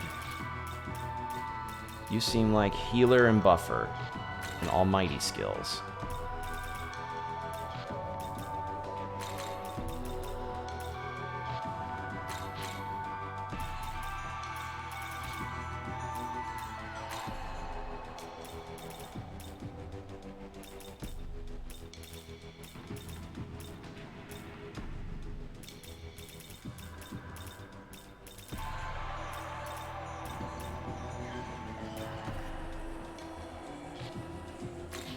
Is this demon to your left? All right.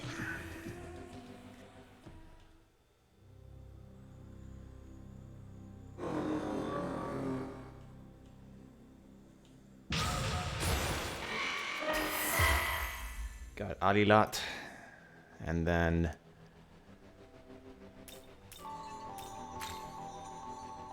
yeah. Oh, I could make Flamus and only have to. Oh yeah, let's do that actually. Fuck trying to. Yeah. Yeah, I'll just fuse Abaddon and Mara to make this guy. And then that guy can be fused to make the cool Zoroastrian god. Kunda. Marakund. Toxic Spree.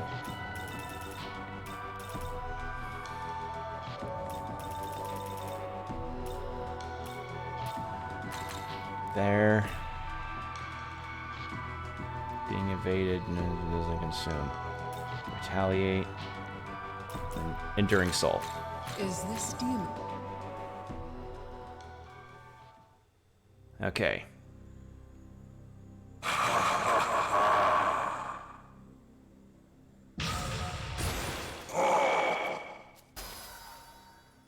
And Maragi can go away, please. Alright. And with that, reverse compendium. And then I can make you. And your affinities are Almighty, Light, and Healing. So you are gonna grab... Oh, easily you get Luster Candy. Medial Han, you already have that. Do that, do that. Do that. And do that.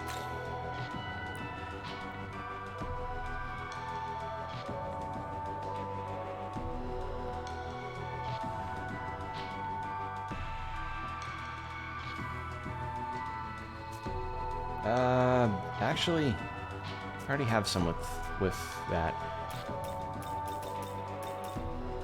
Debuffs, stat buff. Let's go debuffs, boom boost, enduring soul.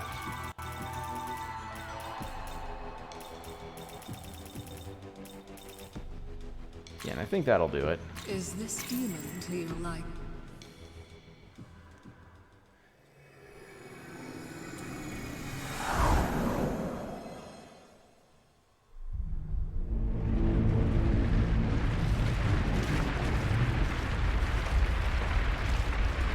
Alright, there.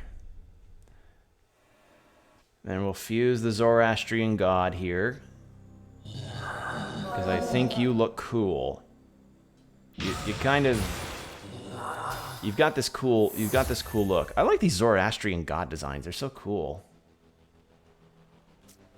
Alright, reverse fusion, anything new. I can make Mata. And Mata is level 84. Alright, well, I think with that, that's gonna be the end for me. Got some new demons. Finally got rid of Mara and Abaddon. But yeah, I think for the next stream, which I will make that the finale. I swear, I will make it the finale. I will probably just fight Shiva, continue with the dungeon, then fight final boss, and hopefully be able to win that time, because my god, that was like trying to claim that you could be able to take Mike Tyson despite no formal boxing training. That was essentially like getting absolutely rocked by Mike Tyson in 2 seconds. Jesus. Anyway, that's gonna be it for me. Sorry for the rambles and the rants and the stuff. I was hoping this would be the finale, but turns out maybe I was wrong. I was underestimating the game's capacity to still kick me in the nuts. But I hope you all at least enjoyed me getting kicked in the nuts live on stream. So, yeah, the next time I stream this, I will plan on it being the finale. So, be sure to look for that when it comes around, and just keep an eye on Twitter for when I go live next and when I go live for the finale of this. So, yeah, with that said, take care of yourselves, everybody, and I hope to see you in the next stream. Bye.